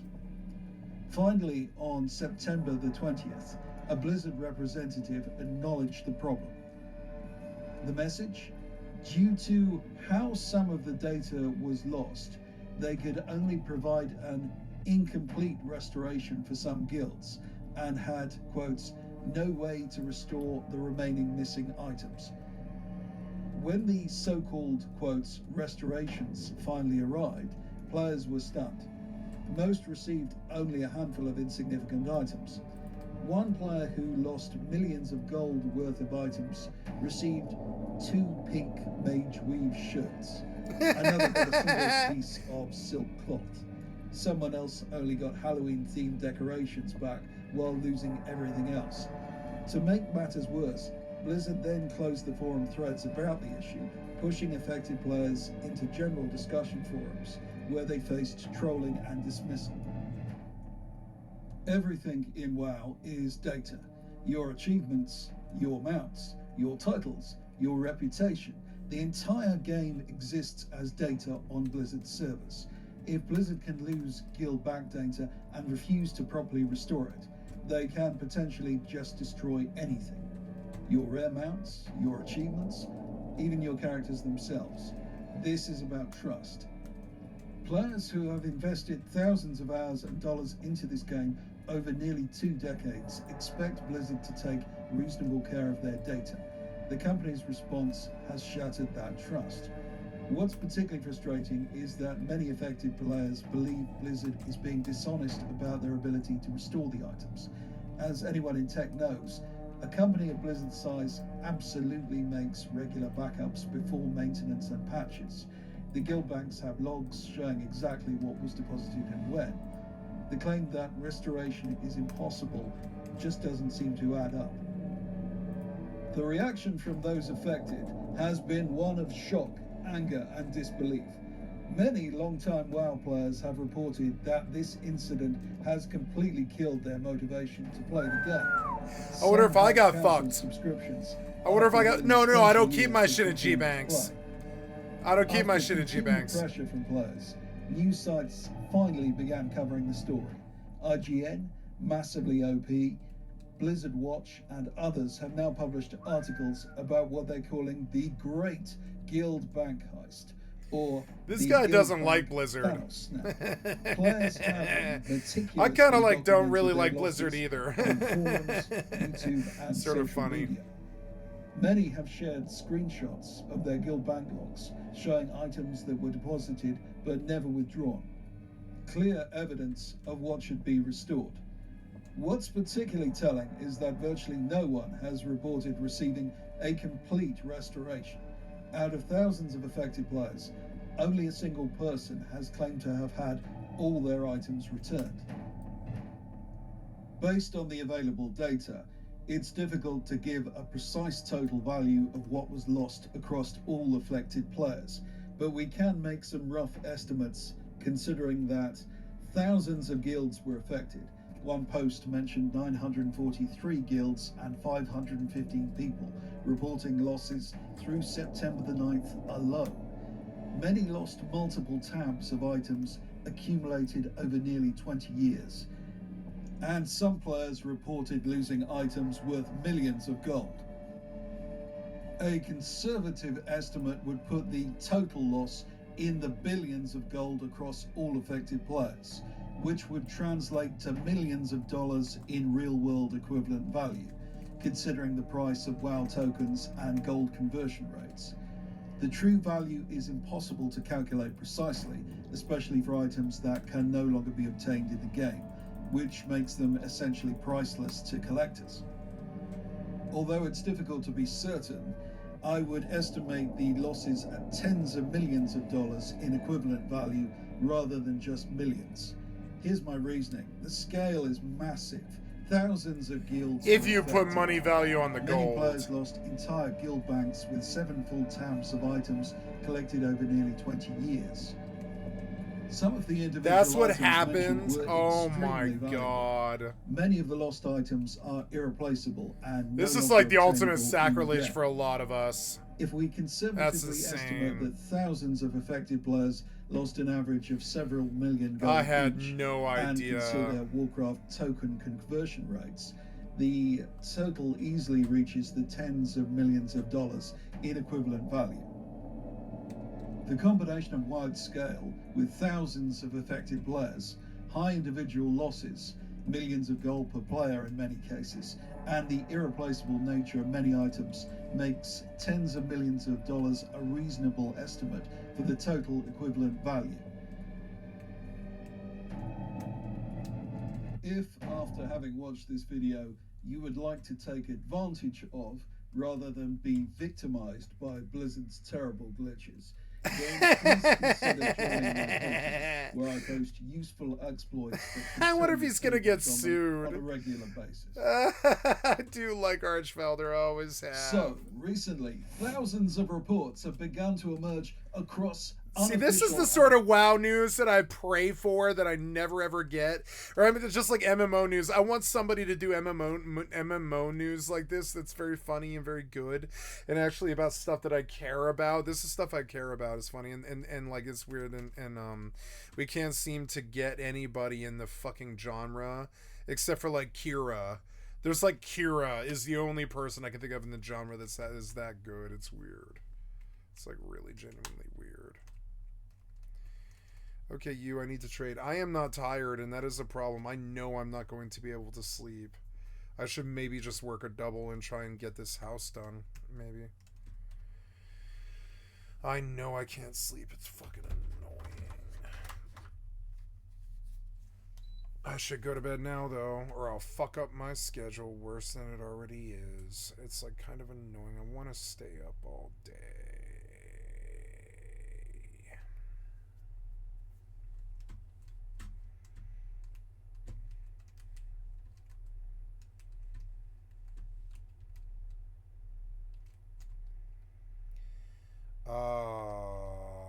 Yes, I am trading her.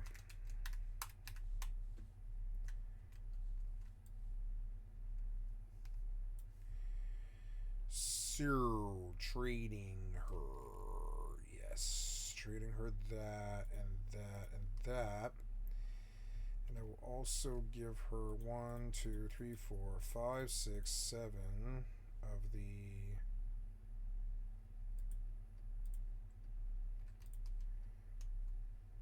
axes. Good. And then we'll put her right back to work.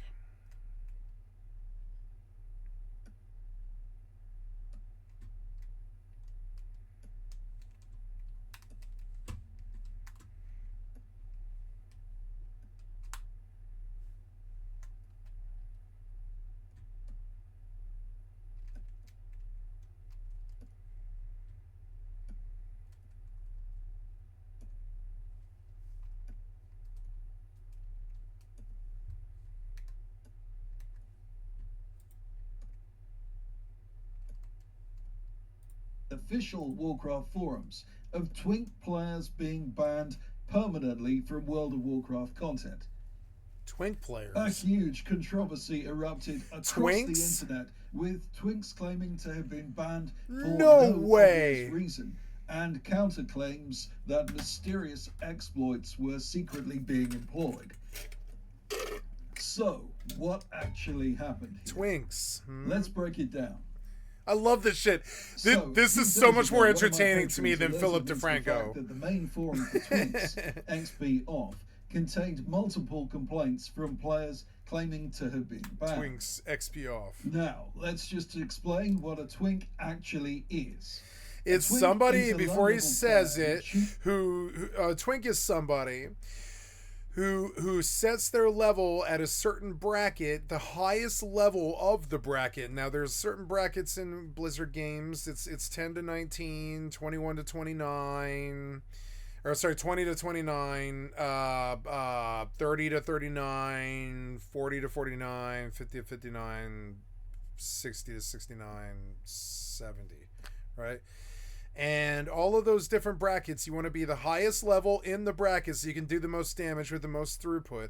And then you get the best possible gear that level can get, be it 19, 29, 39, 49, 59, whatever it is. And then you get the best enchants, the best gear, the best stupid shit that you could possibly do. That one trinket that gives you that extra 3 damage, but it doesn't matter, it's an extra 3 damage, right?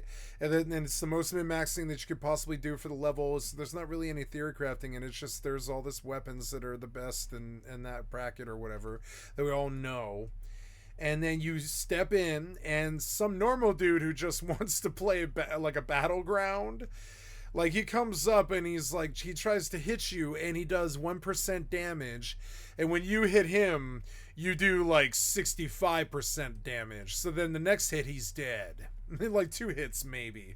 Most twinks, I would say, would probably be insulted if it takes 3. On some classes, that's like some of the most nightmarish, dark, low morale shit shows I've ever seen in video games, where there's just this hunter and he is like a Terminator, and it is like a Terminator going shithouse on a fucking, like a bunch of nuns. It is kind of like that. It's like a Terminator going shithouse on a bunch of unarmed nuns. I can't really think of anything else that fits the fucking, like the fucking the premise that well.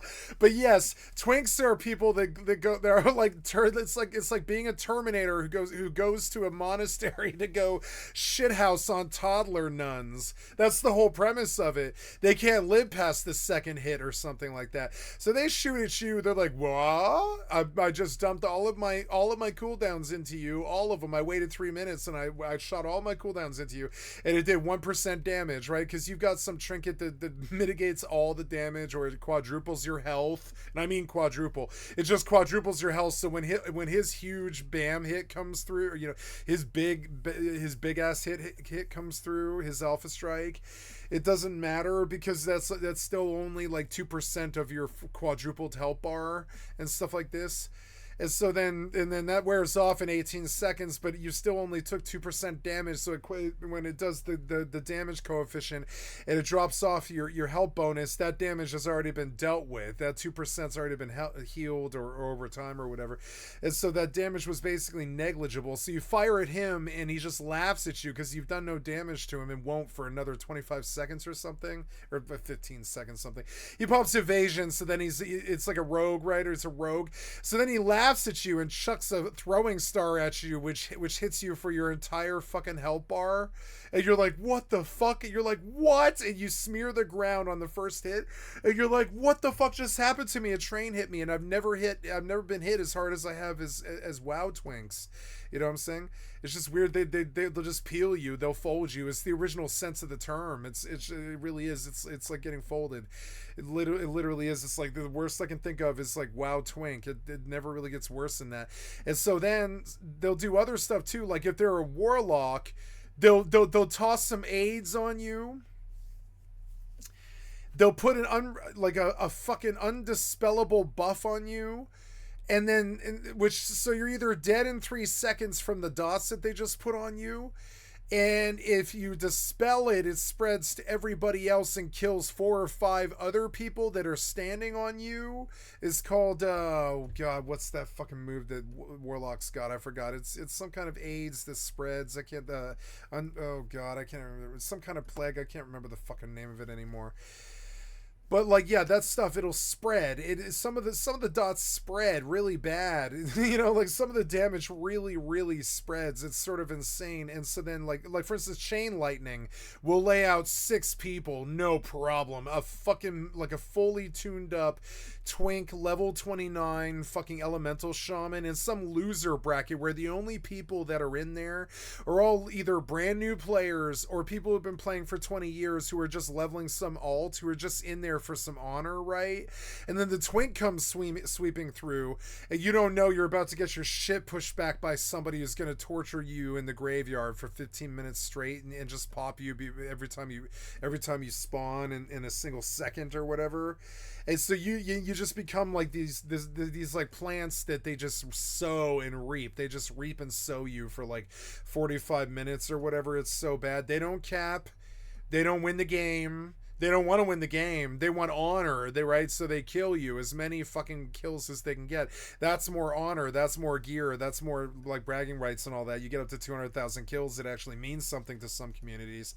So you're just there to kill. So they drag the game out like assholes. They drag the game out like 35 minutes sometimes when they really don't need to. And they won't cap. They'll just hold the fucking flag at your base. Not theirs, your base. And they'll taunt you, being like, oh, it's tied here. It's tied here because we let you score twice because we thought it would be funny, and we know that you would really like to cap this flag right now, but like the guy's a twink. He's a fucking guardian bear druid with 900k, and you're looking at your health bar and it's 46k, and you're looking at his health bar and it's 900k.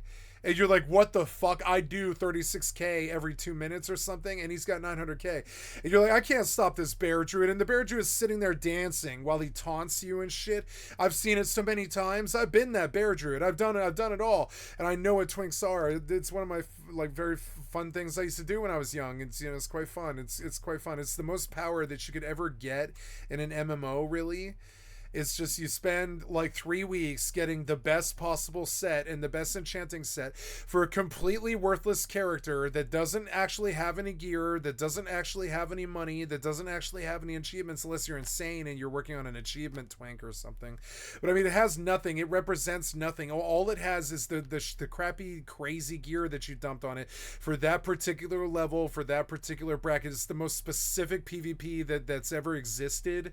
And outside of that, you're worthless. Outside of that level, when you exit the battlegrounds, your character is completely worthless. It has no value in the real world. It can't do anything. It can kill things its own level, but I mean, you can't gain any XP, or that will cause you to leave the bracket. So you're PvP locked, so that the XP won't tick you. And so yeah, I made a lifestyle out of this for like 5 fucking years. I would just come through. I'll tell you right now what we would do. We had a DK with motherfucking Shadowmourne like the first month that Shadowmourne came out, and we had like the 2 best disc priests in the goddamn world almost. And we just ran Shadowmourne with 2 disc priests through their fucking graveyard. And he's super twinked. It's a Shadowmourne DK with 2 disc priests. You can't stop him. He's got 2 pain subs in a row. You can't stop him. He'll run through your whole goddamn backline if it's the first month of the goddamn Shadowmourne expansion. It's insane. And we abused this for like 3.5 fucking years. And I would stomp 25 people in over and over and over and over again. Me, my friend Christoph, and my friend motherfucking Dis. And like, you know, and we'd sit there, all 3 of us, just fucking like just raffle stomping their graveyard as they spawn. I'm that guy that did that to you. I'm that guy that did that to you. I'm one of those guys that did that to you. There's a bunch of them. I was one of those guys that did that to you a lot.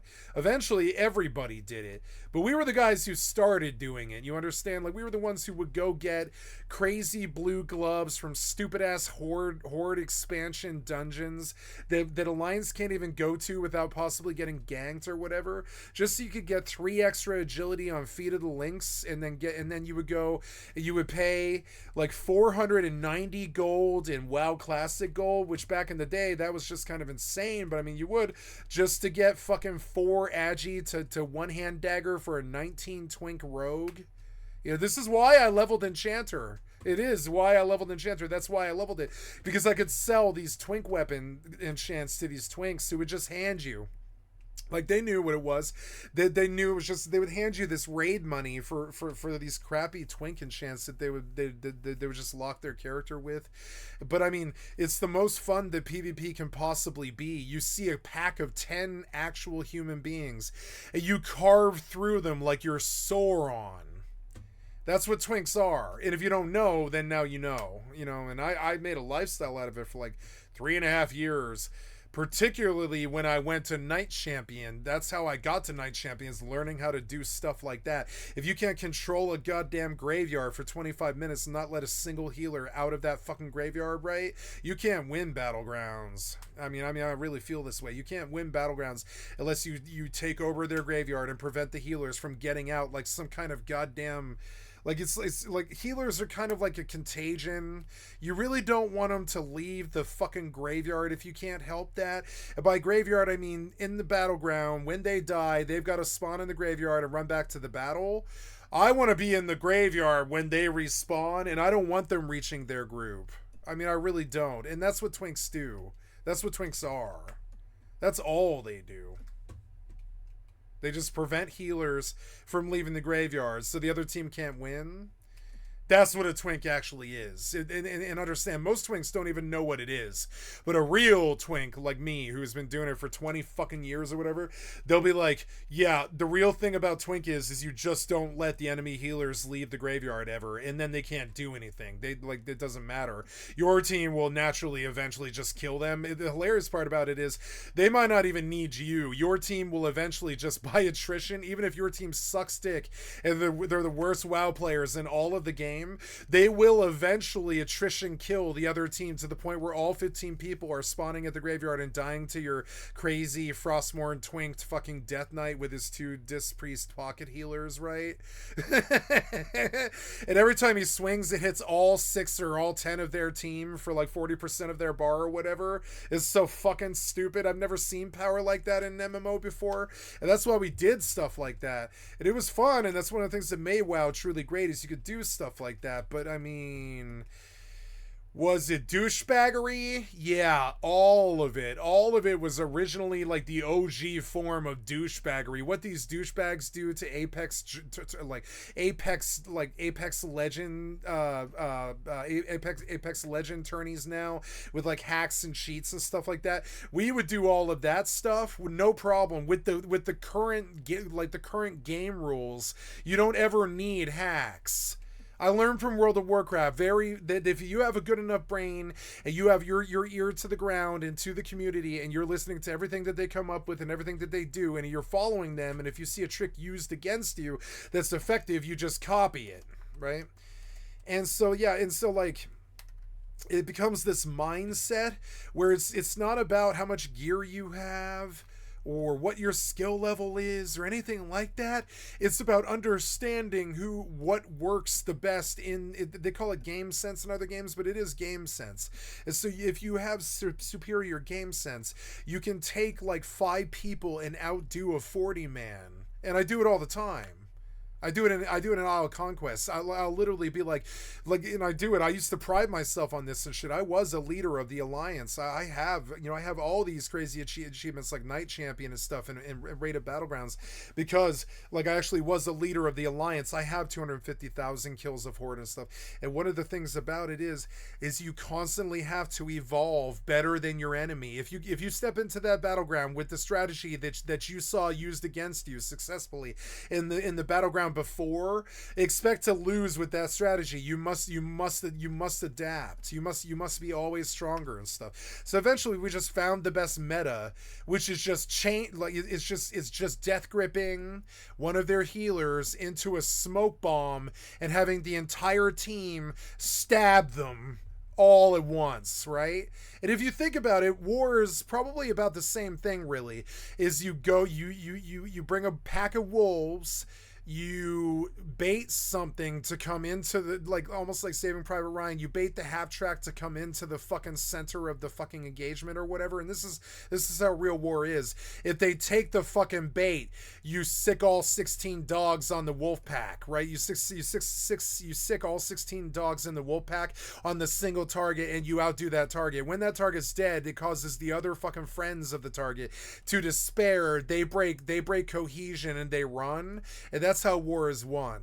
If you think war is some kind of civil war, like two teams of 10 square across each other at like Warsong Gulch and have like a nice little shootout with each other like the OK Corral. No. What war actually is baiting the half track into the town square and banging that motherfucker with 5 RPGs from 5 different directions. That's what war actually is.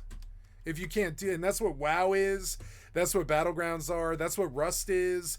It's kind of like that. Like often some raids are actually done by getting someone else to rage you and getting them to drop their bombs so you can raid them. I mean, I hate to say it, but that is actually how some large clan raiding actually is. And so all the tricks, the minute that they're used, the entire world knows about them and starts using them against you.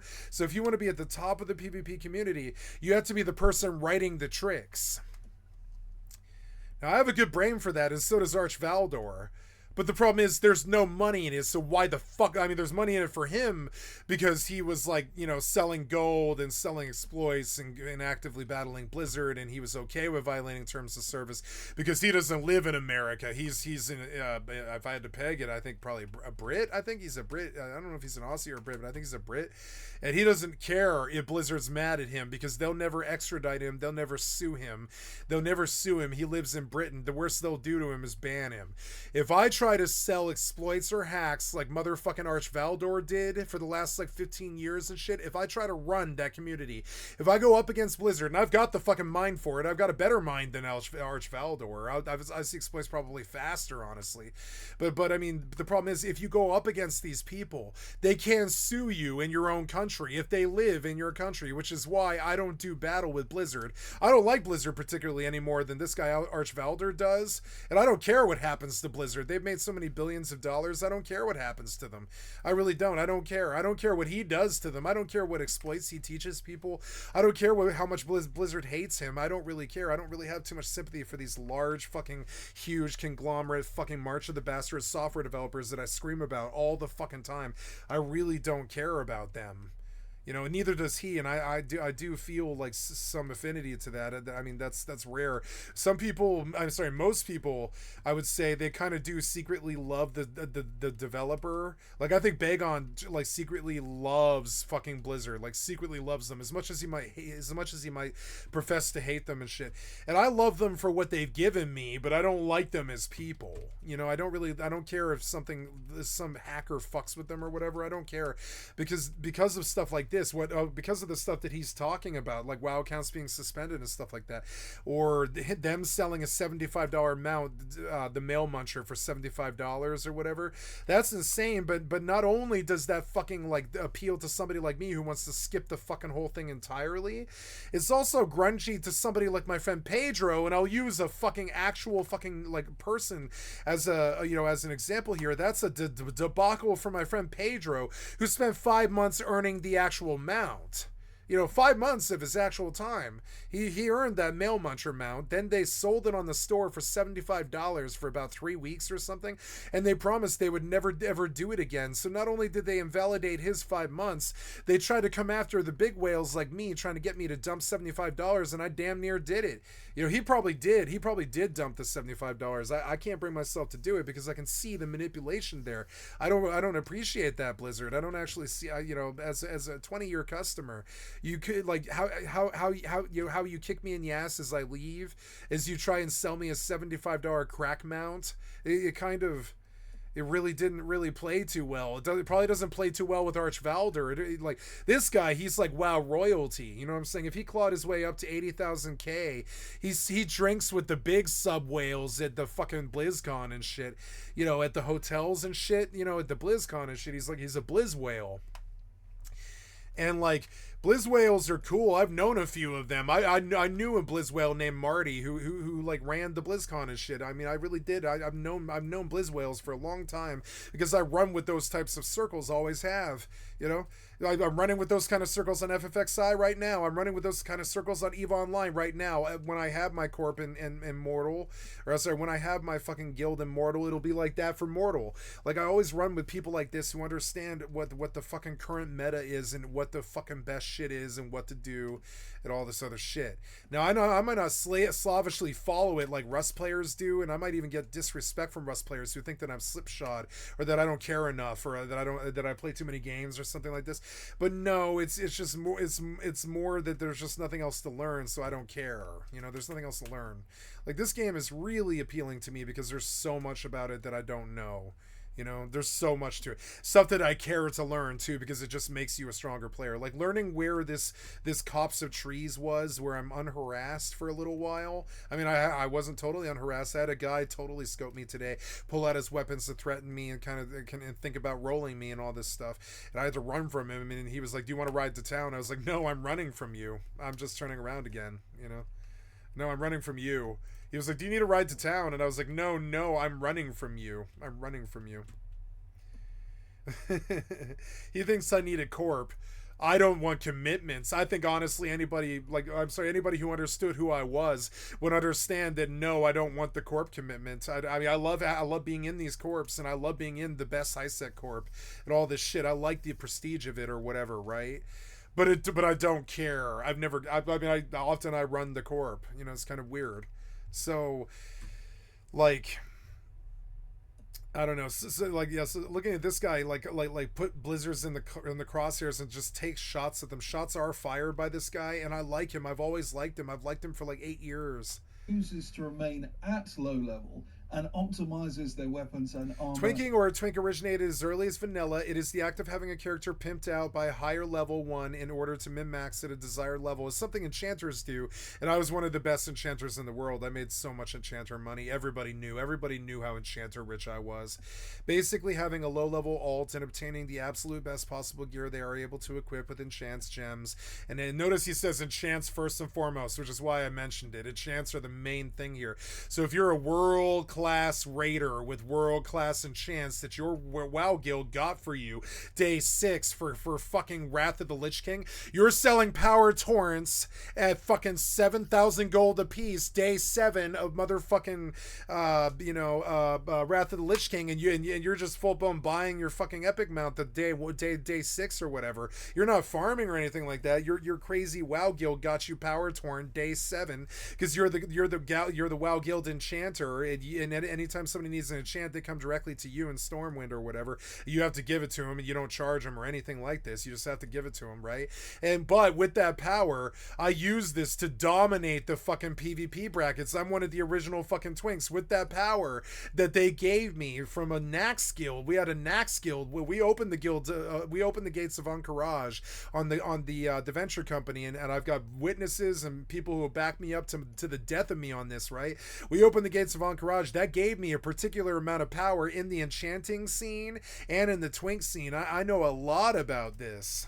At that low level. Twinks should never be suspended, but I know why they do it. They show up at the graveyard. They I know what they do. I know exactly who got suspended and for what before he says it. I'll tell you what it is. I know what it is because it's what I used to do. I'll tell you what I came up with it. I wrote the thing he's about to tell you about 15 years later. My friend Christoph was one of the first Shadowmourns in the world, and he was definitely the first one in the battlegrounds, in the high-rated battlegrounds.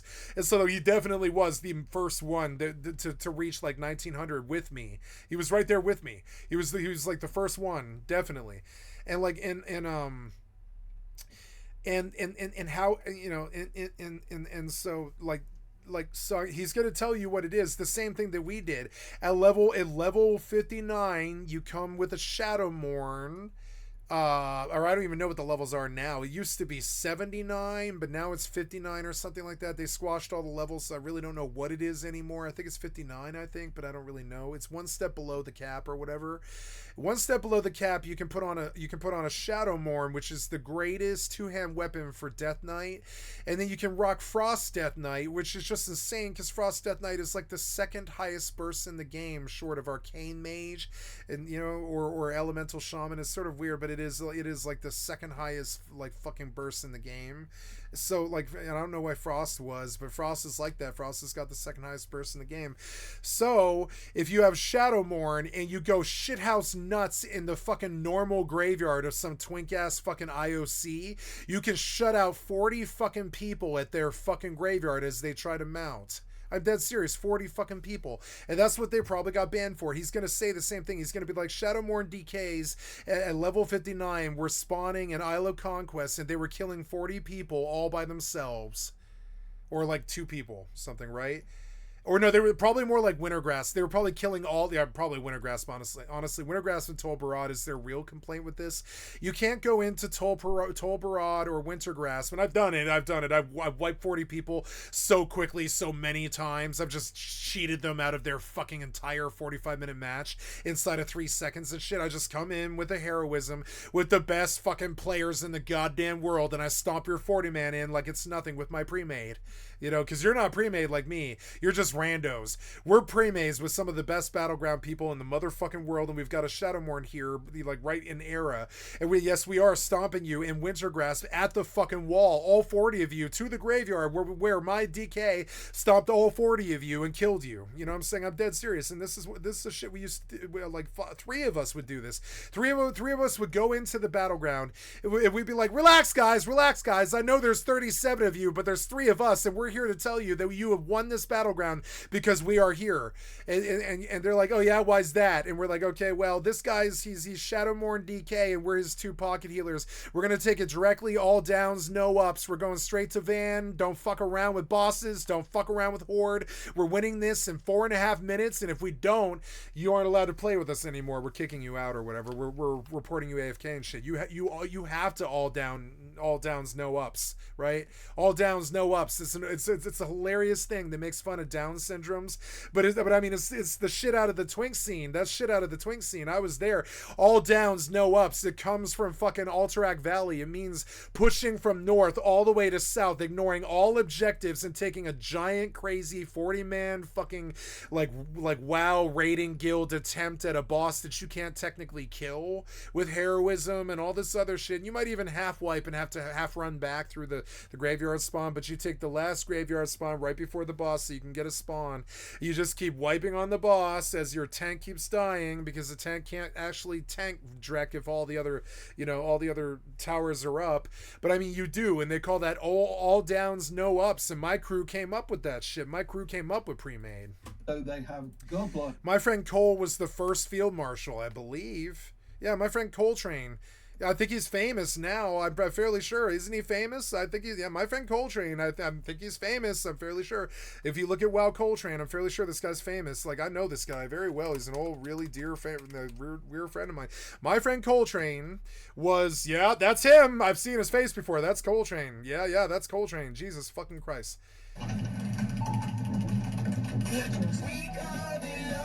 Yeah, Classic sucks. That's not Coltrane, excuse me. But Coltrane was a WoW rogue. Coltrane rogue, right? No, I guess not. I remember hearing the name Coltrane in the current hardcore scene, but I guess not. Maybe this guy's not famous. I really don't know. Never mind. I guess not. But anyways, Coltrane was, I think, the first rogue to reach...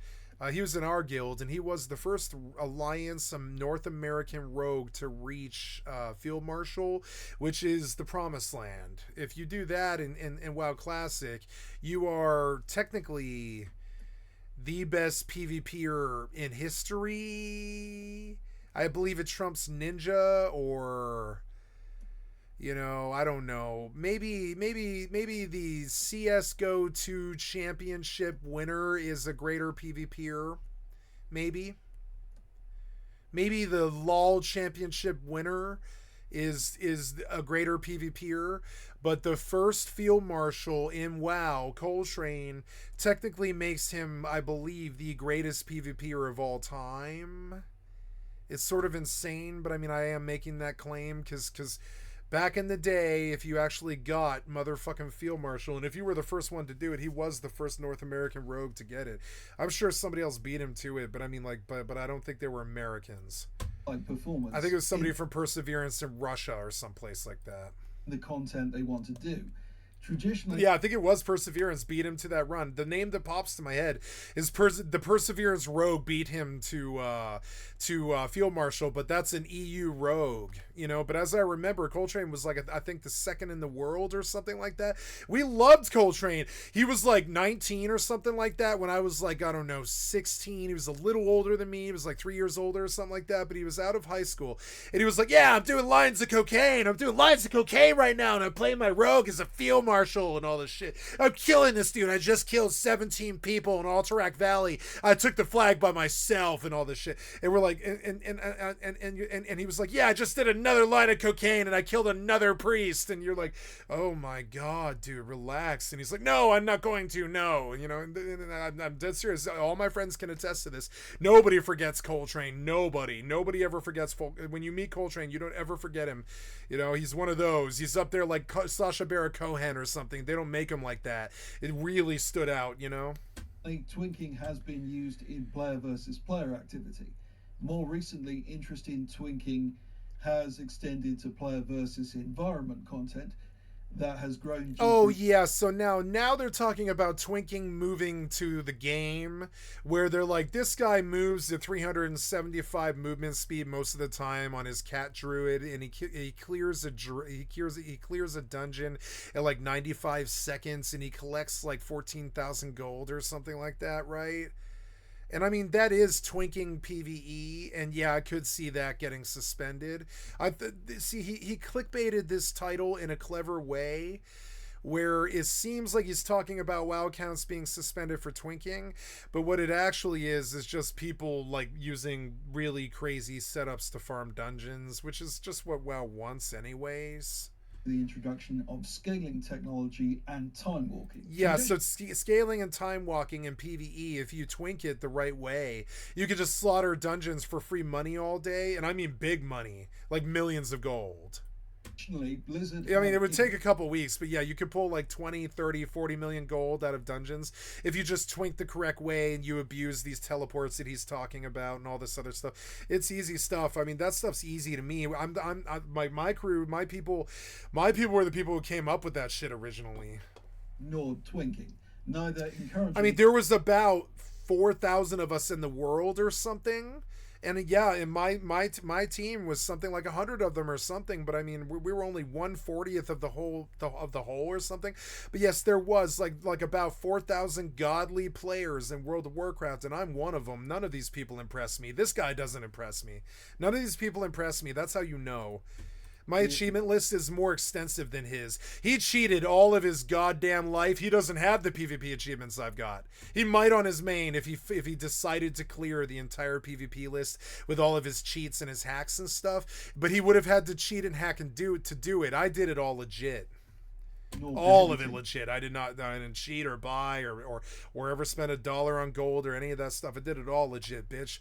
Free like OJ all day. Yeah.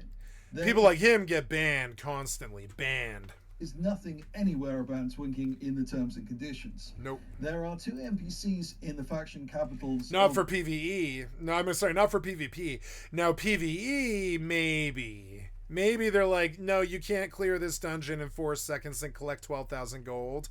That you can see how they might be uptight about that, can't you? No, you can't clear this dungeon in 17 seconds to collect 12,000 gold. No, that's cheating, essentially, right? And they're like, no, we never intended for you to do that. No. Stormwind. And you're like, it's 12,000 gold. It's worthless retail gold. What do you care? And then Blizzard's like, we do care because a lot of people buy this gold. Stats. Blizzard does care about that price of that gold. They really do, because they sell a lot of WoW coins. So Blizzard really fucking cares when you try to twink some dungeon and blast it for 17 seconds and collect 12,000 gold. Blizzard actually really cares about that sort of thing, because it affects their WoW coin low. Like, this is one of the reasons why Archvalder hates them so much. I kind of do too, because they don't care about us. They care about the fucking bottom line of that WoW coin, because they sell more money off that than they'll ever get off of us buying fucking like the game itself. I'm dead serious. Like that WoW coin, they make so much goddamn money off that. It's fucking insane. So, right? So they won't let anything affect the price of that WoW coin at all. And one of the things that affects that WoW coin is if you can chain dungeons for tens of thousands of gold instantly, you know? XP. I know, because I was the one who came up with that, motherfucker. I realized that, well, not me, but our crew realized, I think it was like Pedro realized or somebody, I don't remember who, but somebody way back then in like Wrath realized that you could just go back and kill all the raid bosses for huge ungodly amounts of money. And when we figured this out, it completely borked the game for the rest of the run. It completely did. It never really did fix. When we figured this out, that you could just go back and kill old WoW raid bosses for basically your daily bread, rather than actually doing anything, like doing professions or doing dailies or doing world quests or any of the things that they actually want you to do. You could just go and kill like 5 or 10 raid bosses like once a week and just collect like some ungodly amount of gold, like 149,000 gold or something. So after like 4 weeks, you've spent like, 2 hours of your time in 4 weeks time or something like that. You've now got like 480,000 gold, and that shit stacks up. You look up 2 years later and you're looking at like fucking 20 or 30 million gold, and then you just go on about the game, playing the game normally or whatever. And that's how I woke up one day with 20 million gold. I mean, I tried to strive and do it in a single day, which I did. I took one day on stream. I did this too. I did this on stream. I have the proof of it. One day I took and flipped like 20 million gold on stream way back in when oh god, when it was still Shadowlands, right before Dragonflight launched. I popped in and I remember when I did it, and I flipped like 20 million gold off of the Undermined Journal with just a WoW coin. WoW coins are only 229,000 or something, but I flipped like 24 24 million gold on stream. And then and I showed the prices, and I was like, this is the money I'm gonna make and all this. And I did. I pulled in something like, I think it was like 185,000 gold in an hour, and I blew the stream's mind. That was back when I still had the chat on, and I blew the stream's mind. I was like, Jesus Christ, that was like 185,000 gold or something I just looted in like an hour without even leaving the auction house. You know, that's not that hard, but it is kind of when you don't play the game. So then, like, you know, like I posted like 20 million worth of fucking sales on the auction house, and I made those sales and I logged in, but I didn't loot the fucking mailbox because I was like, oh my god, it's 20 million gold. And I didn't loot the mailbox. Then I forgot to log into that fucking, and I know it sounds like a lie, but I didn't loot that mailbox. I never did loot that mailbox. It's so stupid.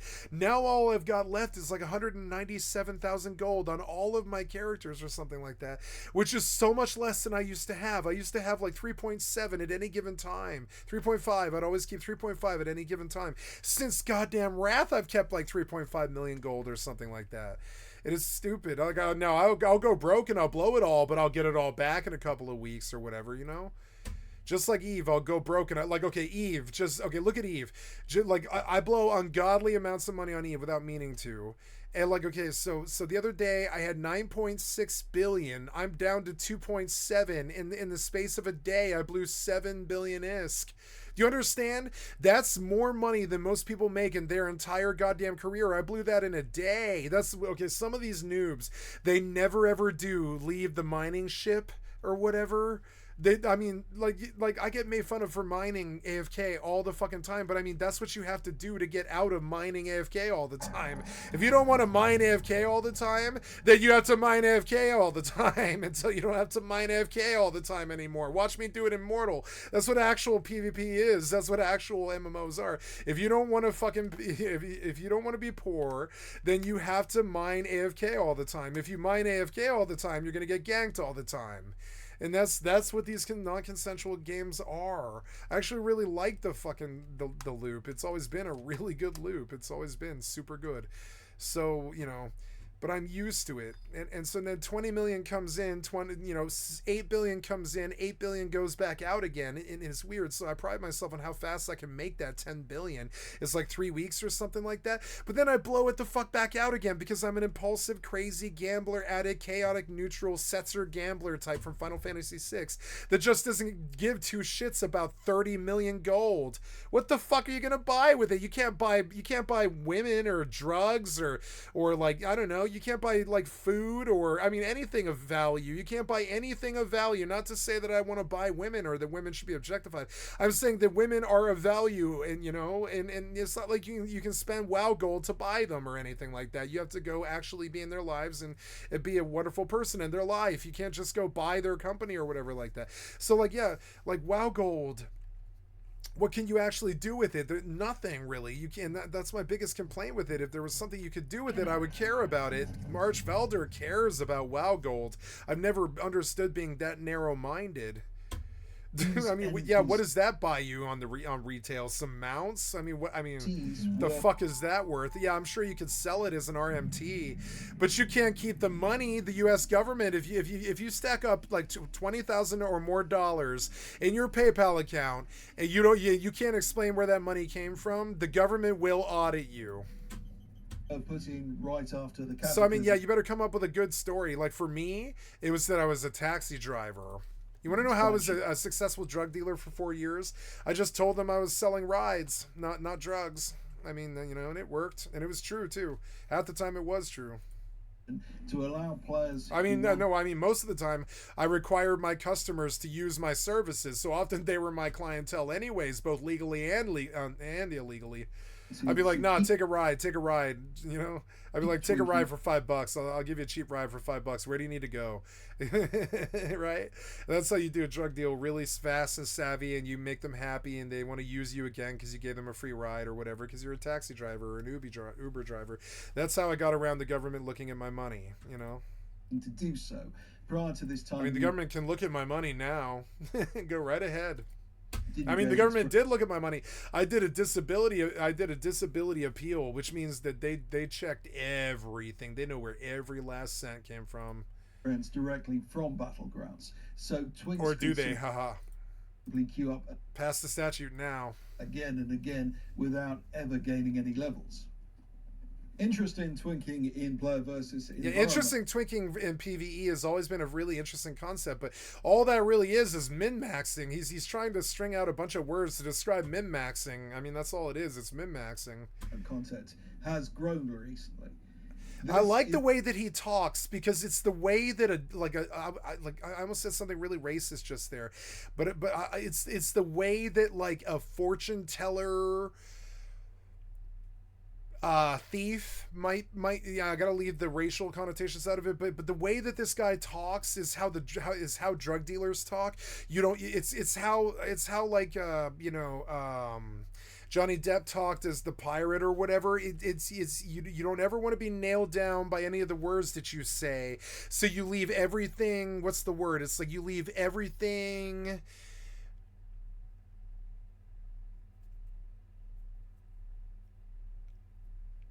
what's the word? It's everything is theoretical. Everything's theoretical. Everything that he's saying is due to a decision made in Battle for Azeroth. Notice he uses examples like a decision made in Battle for Azeroth. Decided to make all low-level mobs adjust to the same level as the player fighting them. This is called scaling technology. I love this guy. I think he should have been famous, and he is. You know, I watched this guy when he had like 290 subs or something like that. And look at it now. You can tell I've got good taste. Now I'm serious too. He had like, I was one of the few of the guys who subbed. You know, I subbed to you when you were like 296 subs or something, man. Fuck yeah for the OG MMO greats. You know.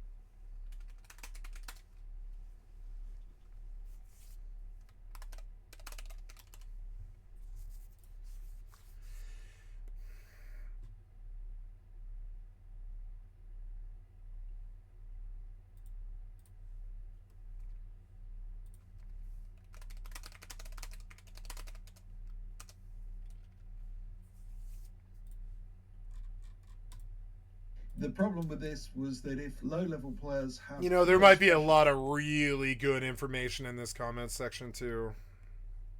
I made a few level 10 twinks myself, and the exploit to get around the XP debuff is as follows. I had my friend in voice chat, and we both queue for random dungeons at the same time. Yeah, it's just the pre-made system. When the queue pops, we tell each other. If the queue pops for both of us at the same time, it's likely the same dungeon, so you can clear dungeons with me at breakneck speed and gain tons of levels in no time. I've had people, mostly tanks, leave the dungeon because they get upset with me clearing ahead of them or not following the tank's route. I think it's definitely the case that many people can be annoyed with the twink, but in many other cases I've had people in awe and wanting to join in so they can power level. In my experience, most people were in the latter category. Yeah, when they see the power, they're like, wow, I'm just gonna watch this guy roll this dungeon, who cares? Abilities, which are awarded while leveling yeah, up. some dungeons are intimidating to you until an actually skilled player comes through, like me, and then you're like, okay, wow, this was not hard, was it? No, it's all knowledge. It's entirely knowledge and gear. It's not gear, it's knowledge and gear that you got with your knowledge, you know? I've got a relog now, which is so annoying. I'm kind of getting tired of GeForce kicking me, but I like GeForce, I will not lie. I'm going to pay for it. God damn it. I need it for my travel.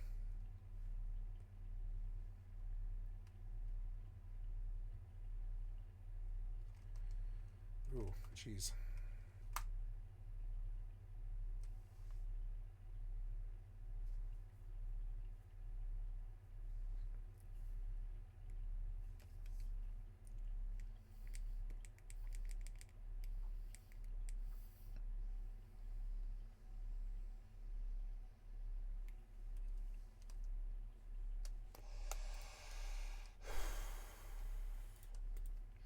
they tend to underperform higher level players. I don't think I'm gonna be able to sleep. I'm gonna work a double.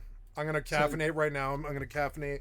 I'm gonna work a double. I haven't done that in a long, long time, but I am gonna work a double today. I'm gonna caffeinate right now. I can't sleep at all. I'm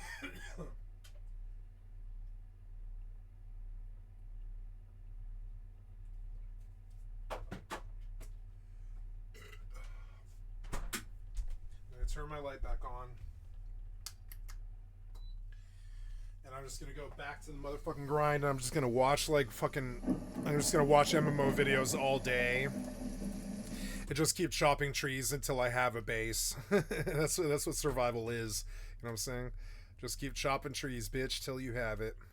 I don't think solos are meant to throw up bases like I'm doing. I don't think they're meant to. It's actually one of the more monumental things I've ever done in a video game, like reaching that house. Not monumental, but it was one of the harder grinds I've done, reaching that first house. Lower level players. I didn't know what the grind was when I went into it, so it took weeks and weeks and weeks. Were made strong. Now I know better, and I can do it in days. Do it in about probably a week. Do it about a week. Okay, I am on which character? Oh yeah, I'm on this one, but I can't see my own name, which is a problem. So I don't like that. I want to do that. Well, but I need a target though. Where is... Can you... this game needs parties so you can see the help bar of your friend.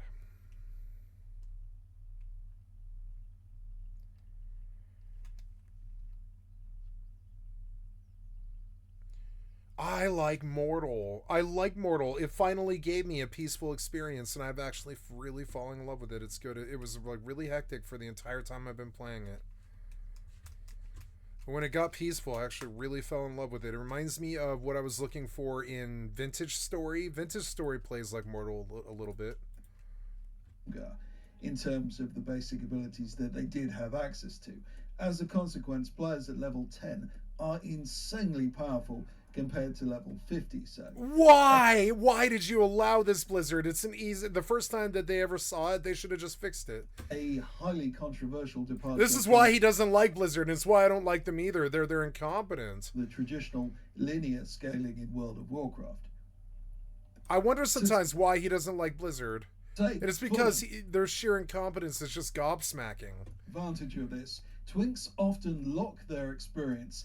Yeah, like the other part about this is that it's not even like they really profit from doing any of this either. Yeah. All they want is one piece of gear. I suppose that is the profit, you know. Through dungeons, literally one-shotting. These guys are slow too. These guys are genuinely slow. They're like these guys are like fat slow WoW whales who have been playing WoW for too long and they're not thirsty or hungry or anything like that.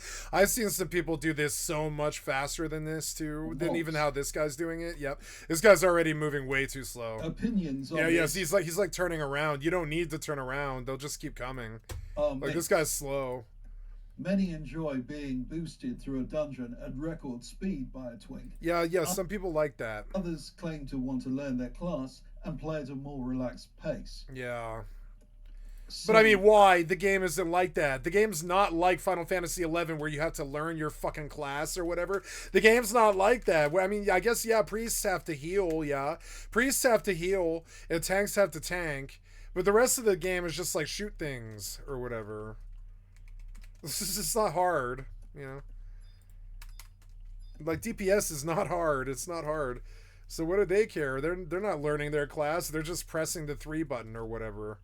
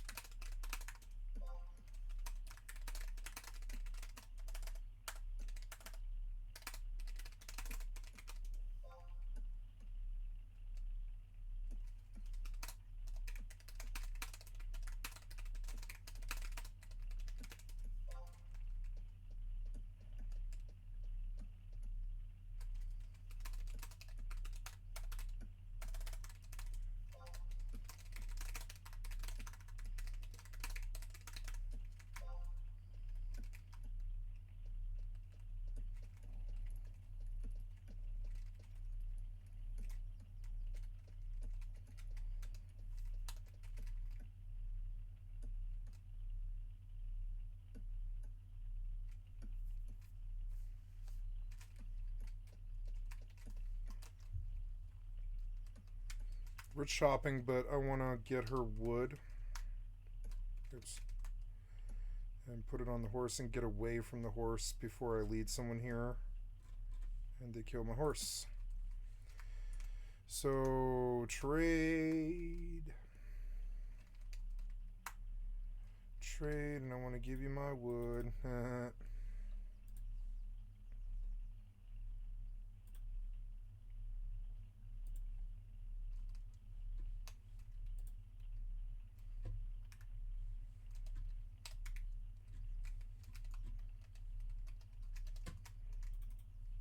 I just got another whole bit. Let's feed the horse so he doesn't starve. Excuse me. Maybe I should feed her too.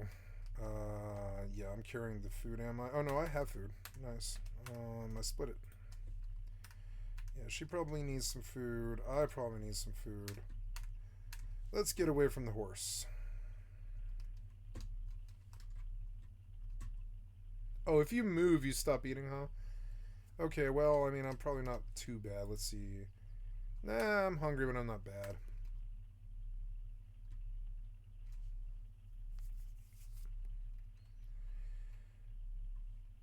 I like moving the two characters in this game because it's like it's a slow game unless you're carrying two characters, and then it becomes just perfect. It's actually perfect for dual box. Have her do this, and I'll have her go over. Well, I don't know. She's kind of out in the open there. Maybe we should come where there's a little bit more cover, you know. And then we just look like trees. We just, like, you know, we just look like we're chopping. We just look like the trees if you're riding through.